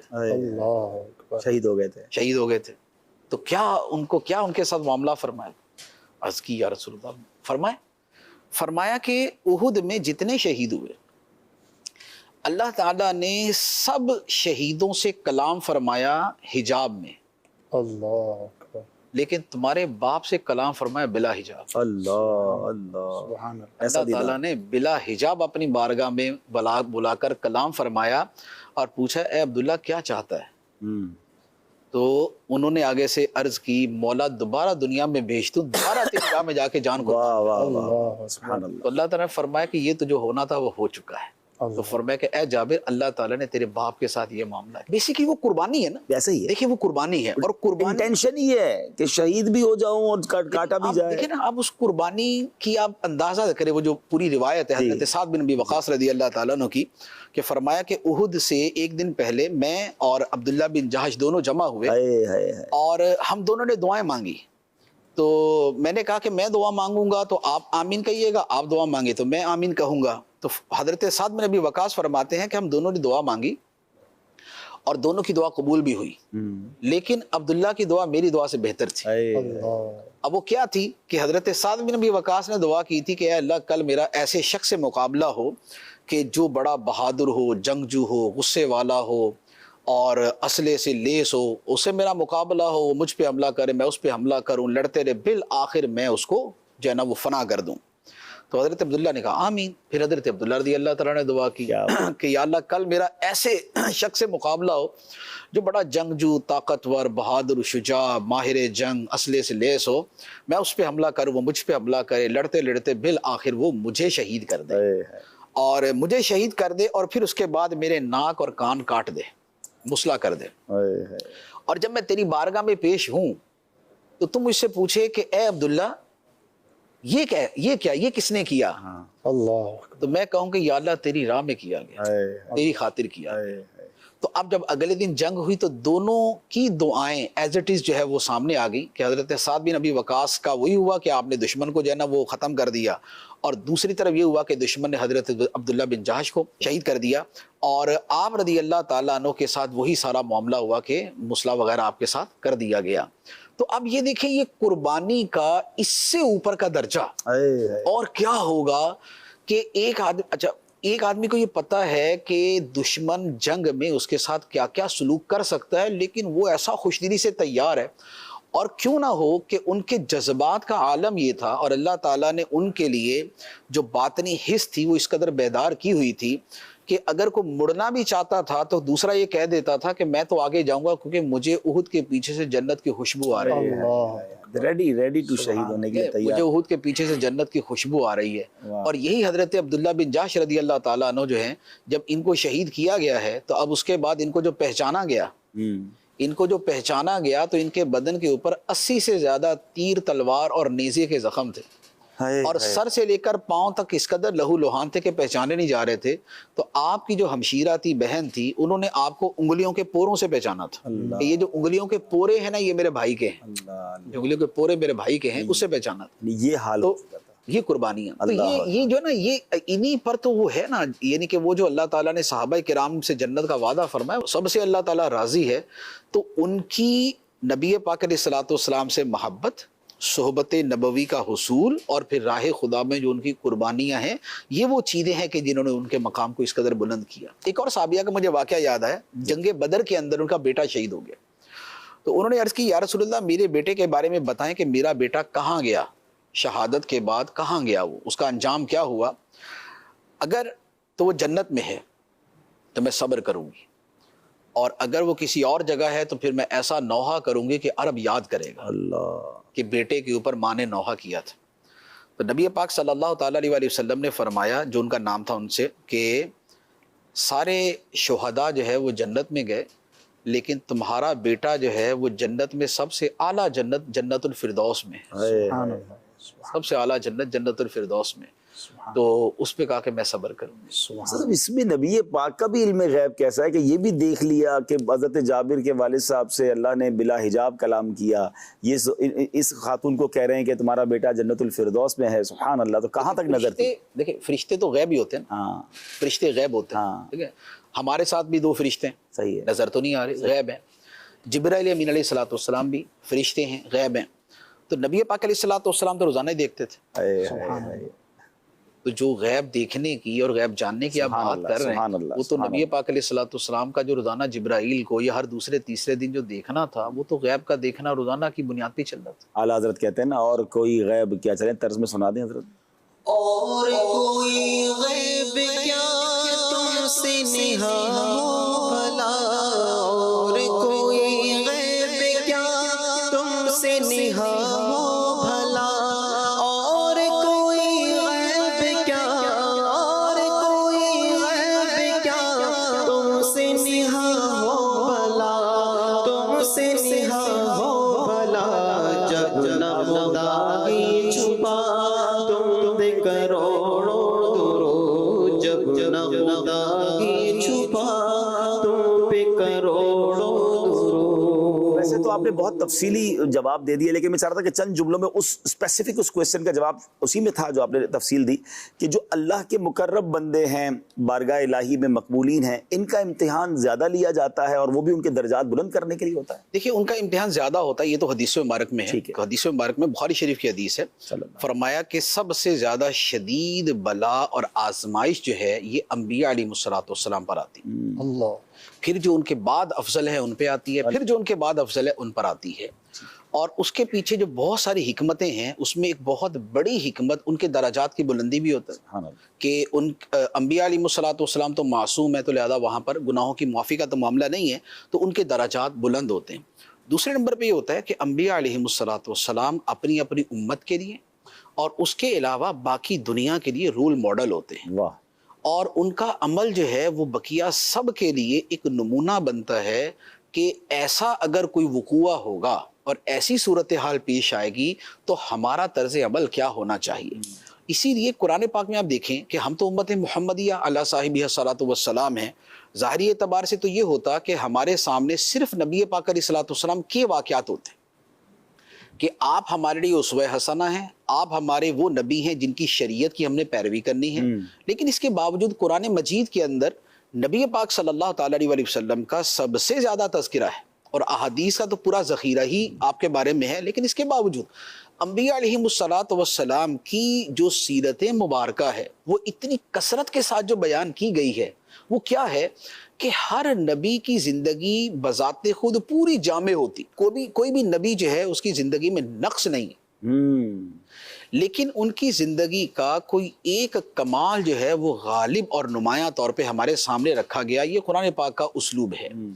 آدم علیہ الصلوۃ والسلام کی توبہ کہ ایک عمل بھول کر کیا پھر بھی توبہ کر رہے ہیں، اور ان کی بھول کا خود خدا فرما رہا ہے کہ بھولے، اور بھولنے کے اوپر گناہ نہیں ہوتا جو حقیقی گناہ جسے کہا جاتا ہے، لیکن پھر بھی انہوں نے توبہ کی، پھر بھی گریہ وزاری کی، پھر بھی کہا ربنا ظلمنا انفسنا، اے اللہ ہم سے ہماری جانوں پہ زیادتی ہو۔ یہ نہیں کہ یا اللہ یاد ہی نہیں رہا تو گناہ کس بات کا، نہیں، یا اللہ ہم سے زیادتی ہمارے۔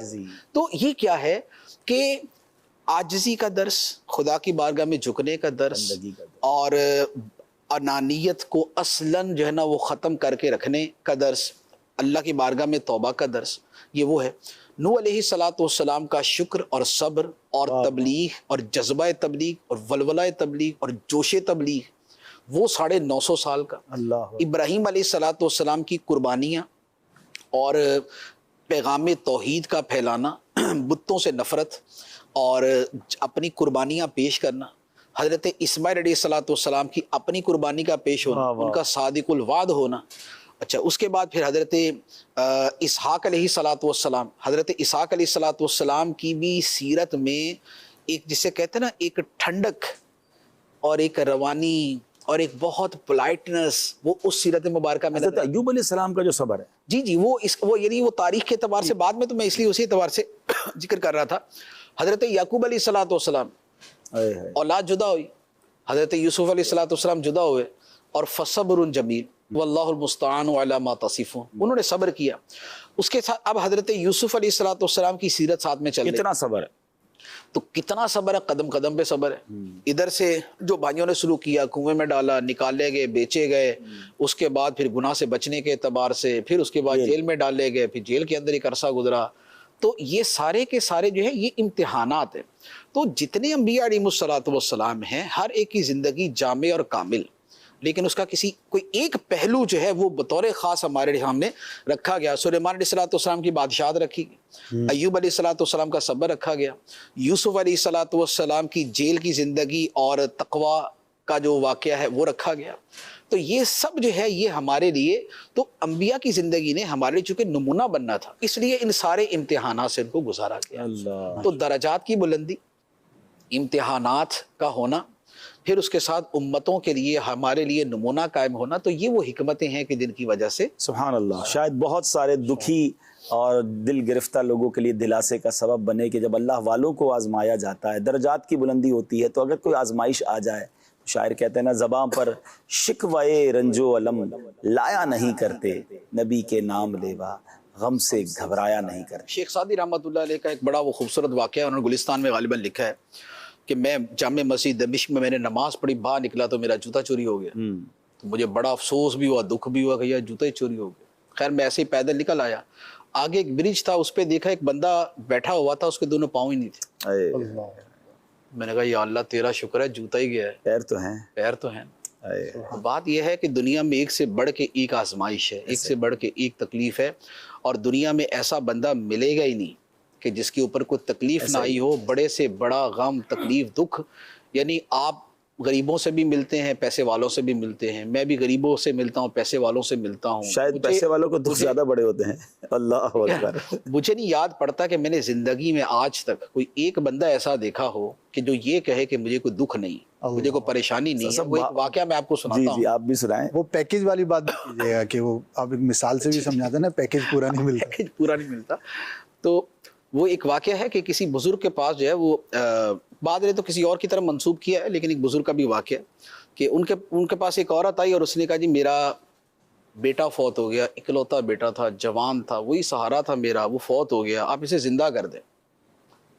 تو انہوں نے فرمایا کہ بھئی زندہ تو کر دوں گا، لیکن شرط یہ ہے کہ ایک شرط ہے۔ اس نے کہا وہ کیا؟ اس نے کہا اس طرح کرو، شہر میں جاؤ اور کسی بھی جنا وہ گھر سے کچھ مٹی لے کے آؤ، گھر ایسا ہونا چاہیے کہ جس کے اندر کبھی میت نہ ہوئی ہو۔ کیا بات، تو اس نے کہا ٹھیک ہے، وہ 4-5 گھروں کا بول دیا کہ اتنے گھروں سے لے آنا. وہ عورت گئی اس گھر میں، دروازہ کھٹکھٹایا، جی مٹی چاہیے، لے لو. آپ کے گھر میں کبھی میت تو نہیں؟ کہا نہیں، باپ تو فوت ہوا ہے ہمارا. اگلا جی ماں تو ہماری بھی فوت ہوئی ہے، دادا تو ہمارا بھی مرا ہی ہے، دادی تو ہماری بھی دنیا سے گئی ہے، اگلے دن بچہ تو میرا بھی دنیا سے گیا، بھائی میرا بھی فوت ہوا. اللہ اللہ اللہ، آدھا شہر چھان مارا، کوئی گھر ایسا نہیں ملا کہ جس کے اندر کبھی میت نہ ہوئی. وہ سمجھ آ گئی. وہ واپس آئی، آ کے کہنے لگی حضور ایسا گھر تو مل ہی نہیں رہا. فرمایا یہی تو سمجھانا تھا کہ ایسا گھر ہے ہی کوئی نہیں کہ جس کے اندر کبھی یعنی جس گھر کا کوئی فرد دنیا سے نہ گیا ہو. تو ہر بندے کے ساتھ کوئی نہ کوئی شے متعلق ہوتی، وابستہ ہوتی ہے. اب اپنی مرضی ہے کہ شور مچا کے اس تکلیف کا وزن بڑھا لے، یا ثواب آخرت اور اللہ کی رضا پہ نظر رکھ کے اسی بوجھ کو ثواب جو قیامت میں نیکیوں کا پلڑا ہے، نیکیوں کے پلڑے کے اندر وہ بوجھ اٹھا کے ڈال دیں. تو یا تو وہ بوجھ اپنے سر پہ رکھیں یا آخرت، یا وہ بوجھ اٹھا کے نیکیوں کے پلڑے میں ڈال دیں. کیا خوبصورت جملہ. تو جتنا بڑا بوجھ ہوگا تو پلڑا بھی اتنا ہی زیادہ جو ہے نا وہ پرزور طریقے سے جو ہے نا وہ فائدہ دے گا. ایک یہ جو صبر کی جب بھی بات آتی ہے تو ایک تھوڑی سی کنفیوژن یہ ہوتی ہے کہ جیسے کوئی پرابلم ہے، جیسے آپ نے بڑی خوبصورت بات کہی اور نگران شورا کے بیانات میں بھی ہم سنتے ہیں کہ زندگی کی جو گاڑی ہے نا وہ مسائل کے پہیوں پہ چلتی ہے. واللہ یقین کریں ناظرین، مفتی صاحب نے جس پہلو کی طرف نظر دوڑائی یا بات کی، ان کا بھی اسد بھائی، راشد بھائی، ہم سب بیٹھے، ہمارا لوگوں سے ملنا ہوتا ہے. اچھا لوگ ہمیں نارملی اپنے غم زیادہ بتاتے ہیں، اپنی پرابلم زیادہ بتاتے ہیں. تو آپ یقین کریں غریبوں کے پاس ہم جب جاتے ہیں وہ بھی اپنے پرابلمز بتاتے ہیں، لیکن کبھی کبھی کسی اتنے بڑے بنگلے یا اتنے بڑے مالدار آدمی کے پاس جاتے ہیں جس کو دیکھ کے شاید لوگ رش کرتے ہوں، لیکن ہمیں وہ اپنا بینک بیلنس نہیں بتاتا، ہمیں کونے میں لے جا کے اپنا کوئی پرابلم ہی بتاتا ہے. لیکن جب وہ پرابلم بتاتا ہے نا، آپ یقین کریں بعض اوقات تو پیروں تلے زمین نکل جاتی ہے کہ یار یہ اتنے بڑے غم میں جی رہا ہے. ہم تو سمجھتے تھے بڑا خوشحال ہوگا، آنسو سے روتے دیکھا ہے، اور بہت بڑے بڑے پرابلمز ہیں. تو یہاں امید ہے کہ ان تمام باتوں سے جو ہے نا ہمیں یہ تھوڑا سا سمجھ آ جائے کہ بھئی پرابلم سب کے ہوں گے. لیکن میں ایک تھوڑی سی اس میں کنفیوژن مجھے خود پرسنلی بھی رہتی ہے کہ مثال کے طور پر کوئی پرابلم ہے آپ کے ساتھ، اور آپ اس پرابلم کو، شریعت تو یہ کہتی ہے، یہ سبق ہمیں یہ ملتا ہے کہ اس کا واویلا نہ کریں، اس کا اظہار نہ کریں، صبر کا ثواب جب ملے گا جب لوگوں سے ڈسکس زیادہ نہ کریں، بس اللہ کی بارگاہ میں. تو اب اگر دعا کے لیے کسی کو کہتے ہیں کہ یار یہ میرا پرابلم ہے آپ ذرا دعا کیجیے گا، تو کبھی کبھی دل میں یہ وسوسہ آتا ہے کہ یار یہ میں نے تو بتا دیا اپنا پرابلم اس کو، اور ایک کو نہیں بتا رہا، مجھے تو جو ملتا ہے میں اس کو کہتا ہوں میرا یہ پرابلم ہے ذرا دعا کر دیں. تو یہ کہیں اس صبر سے منافی تو نہیں ہے، ثواب تو نہیں چلا جائے گا؟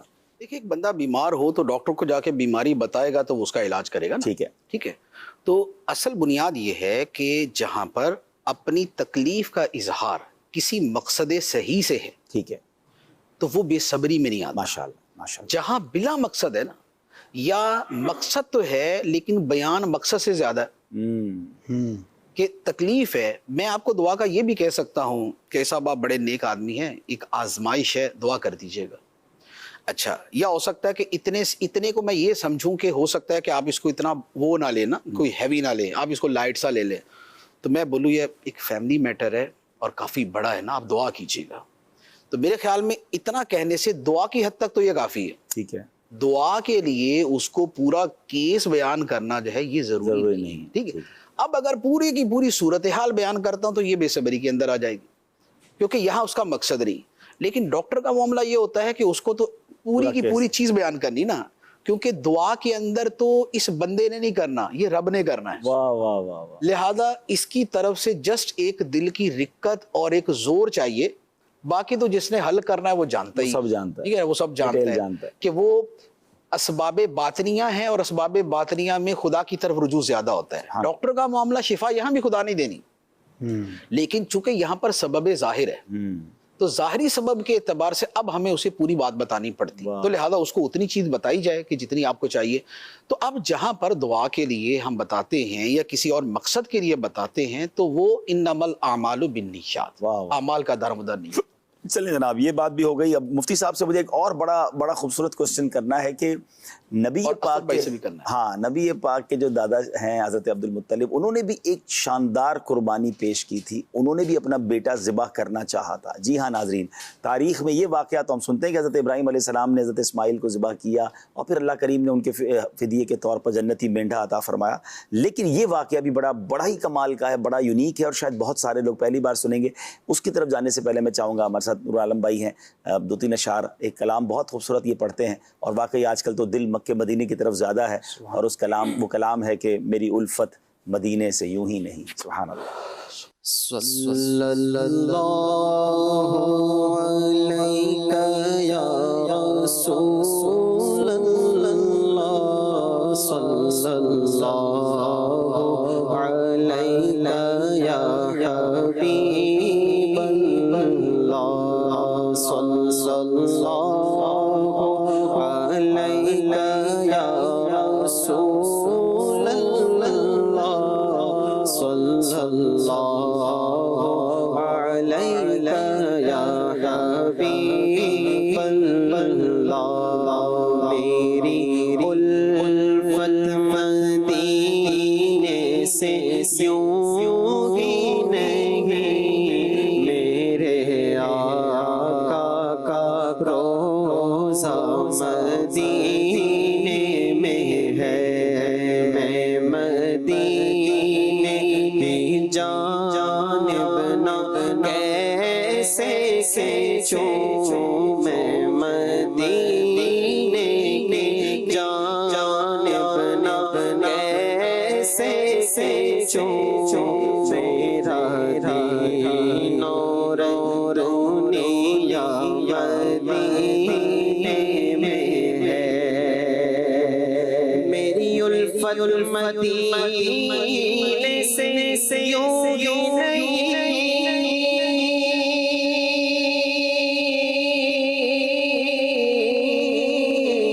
کہ میرے آقا کا روضہ مدینے میں ہے. میرے آقا کا روضہ مدینے میں ہے. مدینے کی جانب نہ کیسے کھینچوں، میرا دین اور دنیا مدینے میں ہے. مدینہ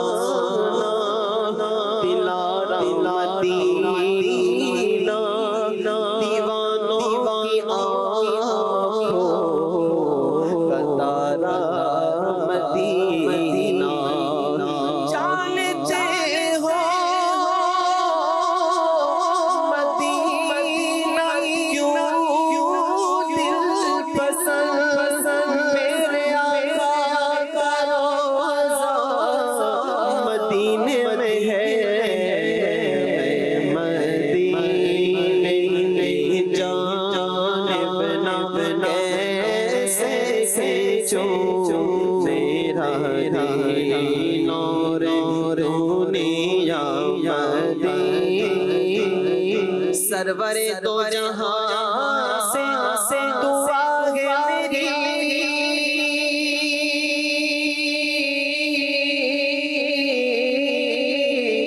اب تو چشمے جا میری، اب تو چشمے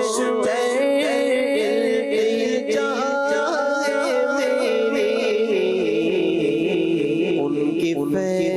فہرست میں میرا نام ہو، کی فہرست میں میرا نام ہو، جن کا روزانہ جانا مدینے میں ہے.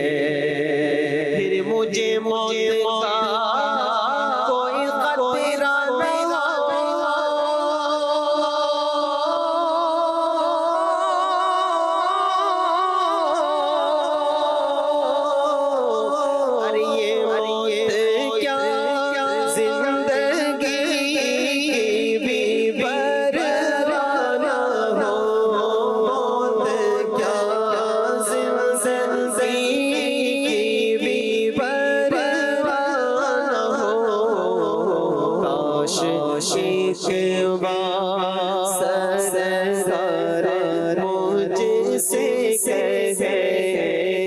شکوہ سرکار مجھ سے کہے اب تیرا جینا مرنا مدینے میں ہے کیونکہ یاد آتی ہے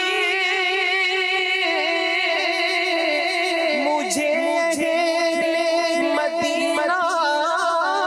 محبت زندہ رہ رہا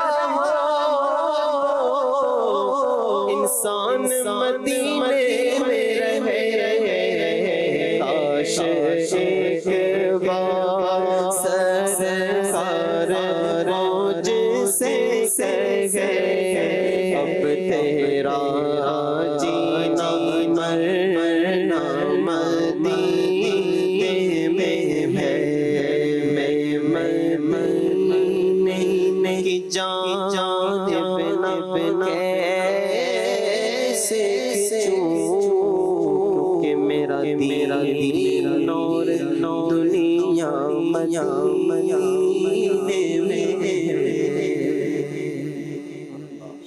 کیا بات ہے. میں چاہوں گا کہ ہمارے اسد بھائی سے یہ سوال کروں کہ ہم نے بات تو سرسری کی لیکن ایگزیکٹلی جو حضرت حابیل کا جو واقعہ تھا یہ بھی تو ایک قربانی تھی اور یہ قربانی کا ذرا پس منظر بیان فرمائیں. جی وہ نکاح کا معاملہ تھا. ٹھیک ہے. اور حضرت آدم علیہ نبینا علیہ الصلاۃ والسلام کی شریعت کے مطابق نکاح جو ہے وہ حابیل کا ہونا تھا لیکن قابیل جو ہے وہ اس پر مصر تھا کہ نہیں میرا ہوگا. پھر یہ طے ہوا کہ اپنی اپنی قربانیاں پیش کی جائیں.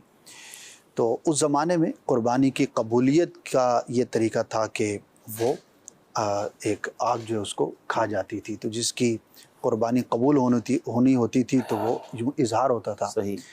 تو حابیل کی قربانی جو ہے وہ قبول ہوئی اور قابیل کی قبول نہ ہوئی. تو اب یہ مزید جو ہے وہ بات واضح بھی ہو گئی اور طے بھی ہو گئی لیکن حسد کی وجہ سے اور اپنے نفس کی شرارت کی وجہ سے قابیل نے حابیل کو قتل کر دیا.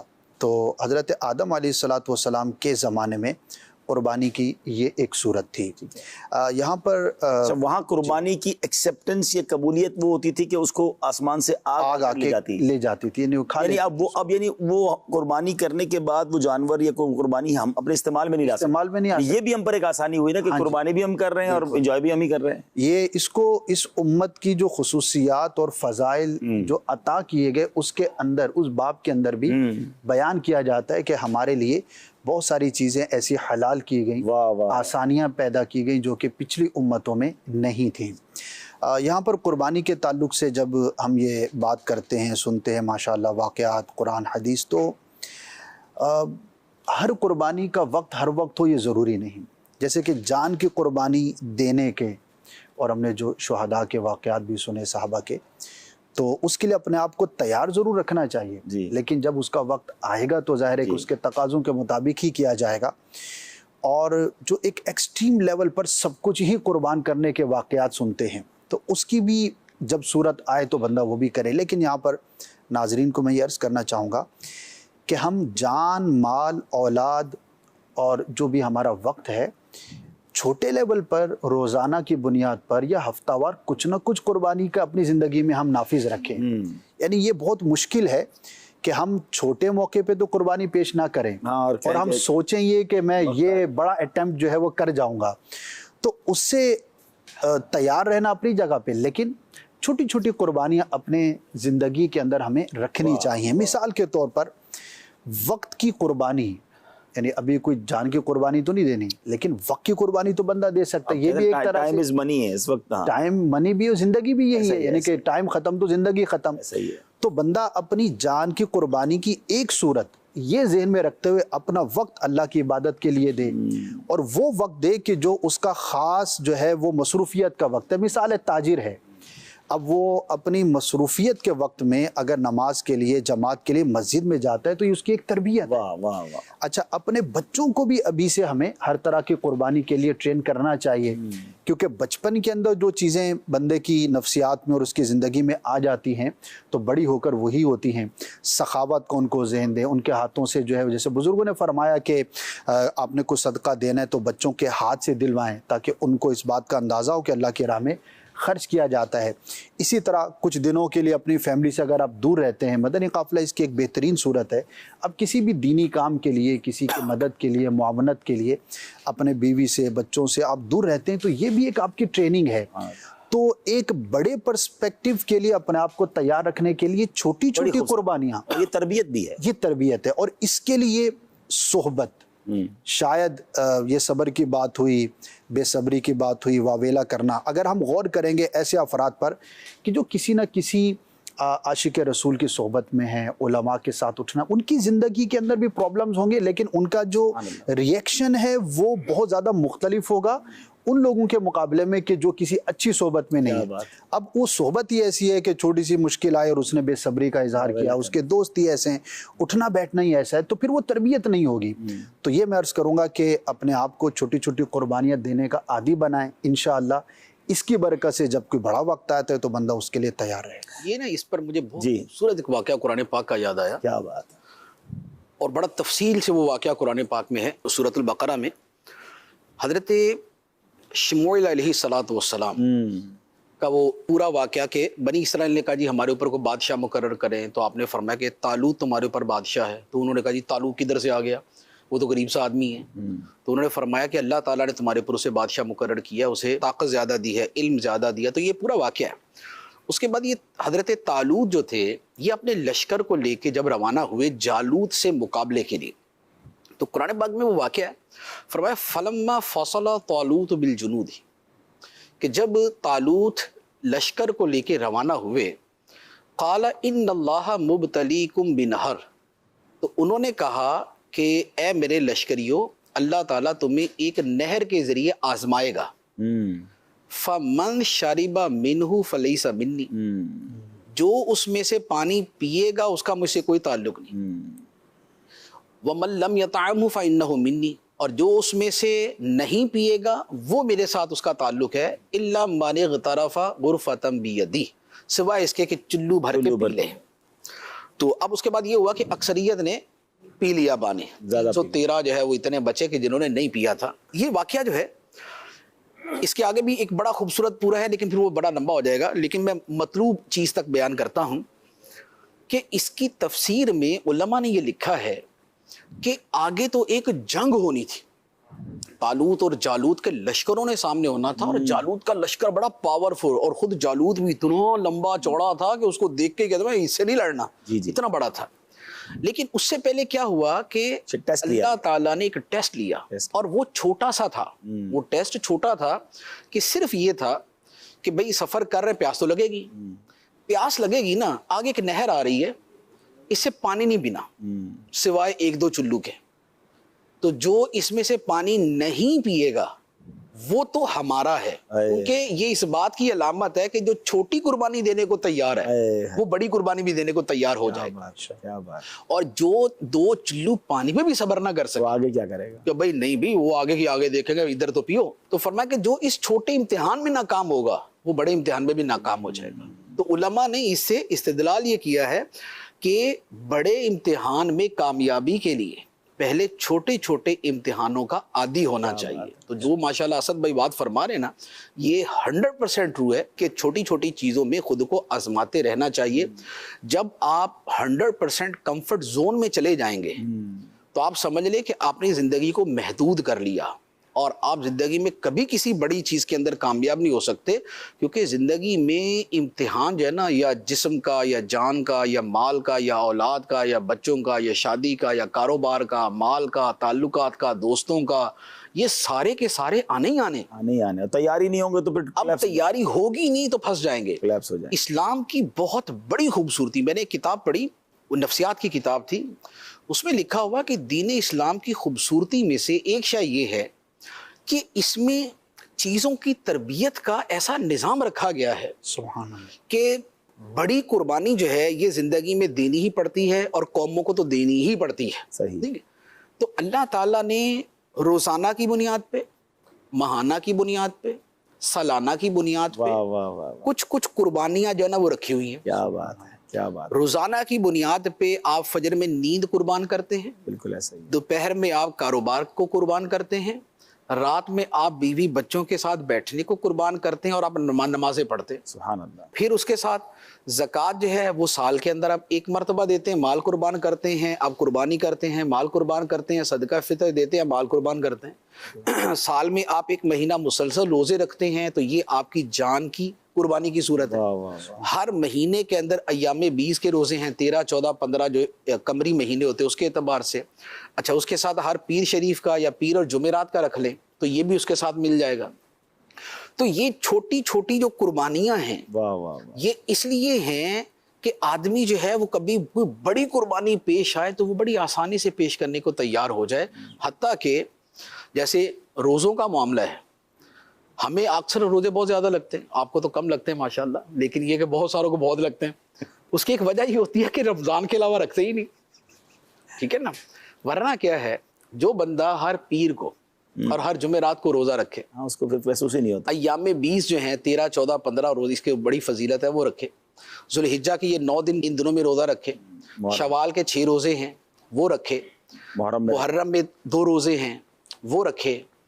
تو اب جو آدمی پورا سال اپنے آپ کو ان پریکٹس رکھے گا، یہ لاجیکلی بھی ٹھیک ہے نا، جو ان پریکٹس رکھے گا تو وہ میدان عمل میں جا کے بھی اس پریکٹس کو پراپر طریقے سے پورا کر سکے گا. اور جس نے پورا سال نیٹ پریکٹس کی نہیں اور ڈائریکٹ بولے کہ انٹرنیشنل مقابلے میں لے جاؤ مجھے انٹرنیٹ تو پہ پہلی بال پہ آؤٹ ہونے والی بات یا پھر ہایا ہی کرنا ہے اس نے کہ ہائے روزہ لگ گیا. اچھا، یہ سخاوت کے لیے بھی یہ انداز کتابوں میں لکھا کہ تھوڑی تھوڑی سخاوت کی عادت ڈالے تاکہ پھر اس کا دل کھلتا جائے اور پھر وہ بڑی سخاوتیں بھی کر سکے. ٹائم ہمارے سلسلے کا ختم ہو گیا. وہ سوال باقی تھا، استاد صاحب وہ چند منٹوں میں کور کر لیں کہ پیارے آقا علیہ الصلوۃ والسلام کے مبارک دادا جان نے جو حضرت عبداللہ کو قربان کرنے کا ارادہ کیا تھا وہ کیا تھا؟ جی وہ یوں ہے، مستدرک کی ایک روایت ہے کہ حضرت امیر معاویہ رضی اللہ تعالیٰ عنہ سے وہ روایت ہے کہ ایک اعرابی آیا اور اس نے آ کے نبی پاک علیہ الصلوۃ والسلام کو جو سلام کیا تو وہ یہ کہا کہ اے 2 ذبیحوں کے بیٹے آپ کو سلام. تو نبی پاک علیہ الصلوۃ والسلام مسکرا دیے اور سلام کا جواب دیا. تو حضرت امیر معاویہ رضی اللہ عنہ نے پوچھا کہ یا رسول اللہ، یہ 2 ذبیح کون، 2 ذبح ہونے والے کون؟ ایک تو حضرت اسماعیل علیہ الصلوۃ والسلام ہے کہ ذبیح اللہ ان کا لقب ہے اور وہ مشہور ہے اور سب جانتے ہیں، لیکن دوسرے ذبیح کون سے؟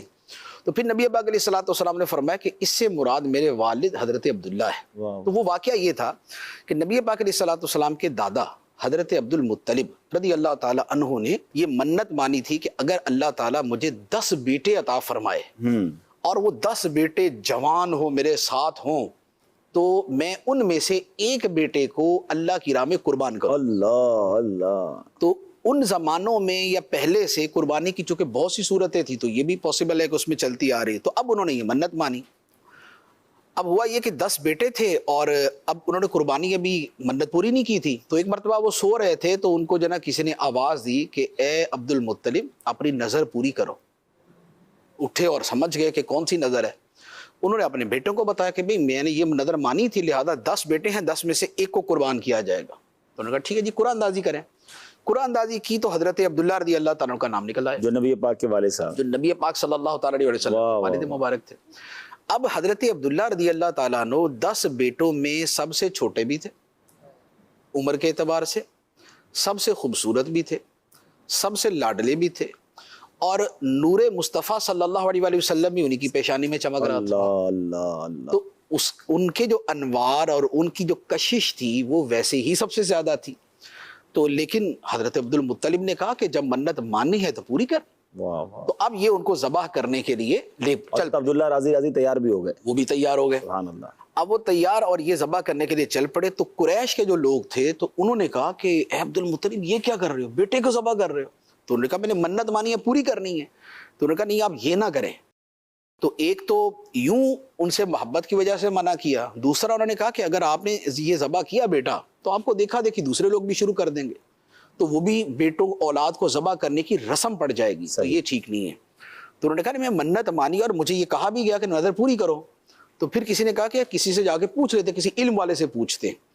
تو اب وہ کسی کے پاس گئے اور اس سے جا کے پوچھا کہ ہم نے اس طرح کی منت مانی ہے تو اب ہم کیا کریں.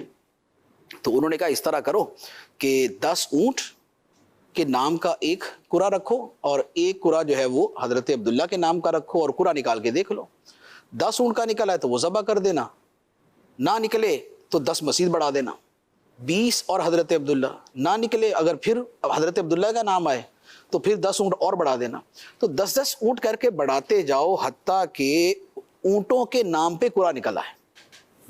تو اس کا مطلب یہ ہوا کہ اللہ تعالیٰ نے ان کی جگہ اس قربانی کو قبول فرما لی ہے. تو اب وہ 10 کا قرعہ ڈالنا شروع کیا. 10 اور حضرت عبداللہ کا قرعہ ڈالا تو حضرت عبداللہ کا نکلا. 20 اور حضرت عبداللہ کا ڈالا, پھر حضرت عبداللہ کا نکلا. 30 40 50 60 70 80 90 کا ڈالا تو 90 کی جگہ بھی حضرت عبداللہ کا نکل آیا. 100 اونٹ جب ہوئے تو 100 اونٹوں پہ جا کے پھر اونٹوں کے نام کا قرعہ نکلا اور حضرت عبداللہ رضی اللہ عنہ کا نہیں نکلا. تو اب کہا کہ شکر ہے بھئی, اب اونٹ ذبح کرتے ہیں. 100 اونٹ. اب اس پہ حضرت عبد المطلب نے کہا کہ یار یہ تو اتفاق بھی ہو سکتا ہے, اتنی دیر سے لگے ہوئے ہیں تو ایک مرتبہ تو نکلنا ہی تھا نا دوسری طرف بھی, تو میں دوبارہ کروں گا. اللہ, انہوں نے پھر دوبارہ 100 کے ساتھ قرآن, جان چھڑانی نہیں تھی, وہ اخلاص تھا, ٹھیک ہے نا. دوبارہ 100 کے ساتھ قرآن نکالا تو پھر 100 کا ہی نام نکلا. پھر تیسری مرتبہ دوبارہ دونوں کا قرآن ڈالا, پھر 100 کا نکلا. اچھا, تو 3 مرتبہ جب حضرت عبداللہ اور 100 اونٹوں کے قرعے میں 100 اونٹوں ہی کا نکلا تو اب انہوں نے کہا کہ نہیں, واقعی یہ میرے رب نے قبول فرما لیا ہے. تو پھر حضرت عبداللہ رضی اللہ تعالیٰ عنہ کے فدیے میں 100 اونٹ جو ہے وہ ذبح کیے گئے. تو یہ چونکہ ان کے فدیے کے تھے تو جیسے حضرت اسماعیل علیہ السلام کو پیش تو کیا گیا لیکن ذبح تو جو ہے وہ دمبئی ہوا تھا. تو یہاں پر بھی حضرت عبداللہ کو پیش کیا گیا لیکن ذبح بعد میں اونٹ ہوئے. تو یوں وہ بھی ذبیح کے نام سے جو ہے وہ مشہور ہوئے کہ جنہیں اللہ کی بارگاہ میں ذبح کے لیے پیش کیا گیا. تو اس پر وہ عربی نے کہا تھا کہ اے 2 ذبیحوں کے بیٹے آپ کو سلام. یعنی حضرت اسماعیل کی بھی اولاد سے ہیں اور حضرت عبداللہ کی بھی اولاد, حضرت عبداللہ کی اولاد سے. اچھا, کوئی کوشچن اور تھا کہ حضرت ابراہیم نے بھی خواب دیکھا اور بیٹا ذبح کرنے چلے, حضرت عبد المطلب نے نظر مانی. تو کیا آج کے دور میں بھی کوئی خواب دیکھ کر یا اس طرح کی کوئی نظر مان سکتا ہے؟ اس کے ہماری شریعت اس کا حکم کیا دیتی ہے؟ میں چاہتا ہوں اس پہ بات ہو. دیکھیں, ہماری جو شریعت اسلامیہ ہے, جو نبی پاک صلی اللہ تعالیٰ علیہ وسلم شریعت لے کے آئے, اس کے اندر قربانی کی صورت جو ہے وہ متعین ہو گئی کہ جو ذبح کی صورت میں قربانی ہے وہ جانور کی ہوگی. ٹھیک ہے, ذبح کی صورت میں انسان کی قربانی نہیں ہو سکتی. انسانوں کی قربانی وہی ہے کہ وہ جو اس کا موقع پیش آتا ہے جنگ کا یا دوسری چیزوں کا, تو وہ جو ہر قوم ہی جو ہے اس کے لیے اپنے شہیدوں کو پیش کرتی ہے. تو اسی طریقے سے اسلام کے اندر بھی ہے کہ وہ جان کی قربانی وہاں پر ہے. لیکن یوں کہ باقاعدہ جیسے قربانی کے طور پہ بھینٹ چڑھاتے ہیں, اس میں کسی جانور کو جو ذبح کرنا ہے یا انسان کو ذبح کرنا ہے تو اس میں متعین ہے کہ وہ جانور ہی کو ذبح کیا جائے گا, کسی انسان کو ذبح نہیں کیا جائے گا. اور اب اگر کوئی خواب دیکھتا ہے تو خواب دیکھنے والا خواہ وہ زمانے کا بہت بڑا ولی بھی ہو تب بھی اس کے کہنے پہ عمل نہیں ہو سکتا. اور عام طور پہ تو ذہنی مریض جو ہوتے ہیں وہ کوئی اس طرح کا کوئی خواب دیکھ لیتے ہیں, تو یہ ذہنی مریضوں کا ہوتا ہے, ورنہ اکابرین کے حوالے سے تو اس طرح کی کوئی روایت ملتی بھی نہیں ہے کہ انہوں نے خواب دیکھا اور کیا. بہرحال کوئی خواب دیکھ بھی لے, نیک آدمی ہے یا بد ہے, عام ہے یا ولی ہے, بہر صورت کسی انسان کو ذبح کرنے کی ہماری شریعت میں اجازت نہیں ہے, یہ حرام ہے, یہ حرام. چلے جناب, بہت خوبصورت باتیں ہوئیں اور قربانی کی ایک بہت خوبصورت کانسیپٹ کو بھی ہم نے سمجھا, بہت ساری نئی معلومات بھی ملی. رب کریم سے دعا کرتے ہیں اللہ ہم سب کی قربانیوں کو قبول فرمائے. قربانی کا جو اصل فلسفہ ہے, قربانی کی جو اصل یوں سمجھیے کہ اصل ہے, بنیاد ہے, اس کو دل میں رکھ کر اب آج سے زندگی ایسی گزرے کہ یا اللہ جانور تو قربان کر دیا, اب اپنی نفسانی خواہشات کو بھی قربان کرتا ہوں, بری عادتوں کو بھی قربان کرتا ہوں, تیری راہ میں اپنے وقت کو بھی قربان کروں گا, اور وقت قربان کر کے نمازوں کی بھی پابندی کروں گا, اور پھر جب موقع ملے تو مال بھی قربان کریں. اللہ کرے سلسلہ پورا سال جاری رہے. صلو علی الحبیب صلی اللہ تعالی علی محمد صلی اللہ علیہ وسلم. عید آئی ہر طرف قربانیوں کی دھوم ہے, نہ کرے واجب ادا جو وہ بڑا محروم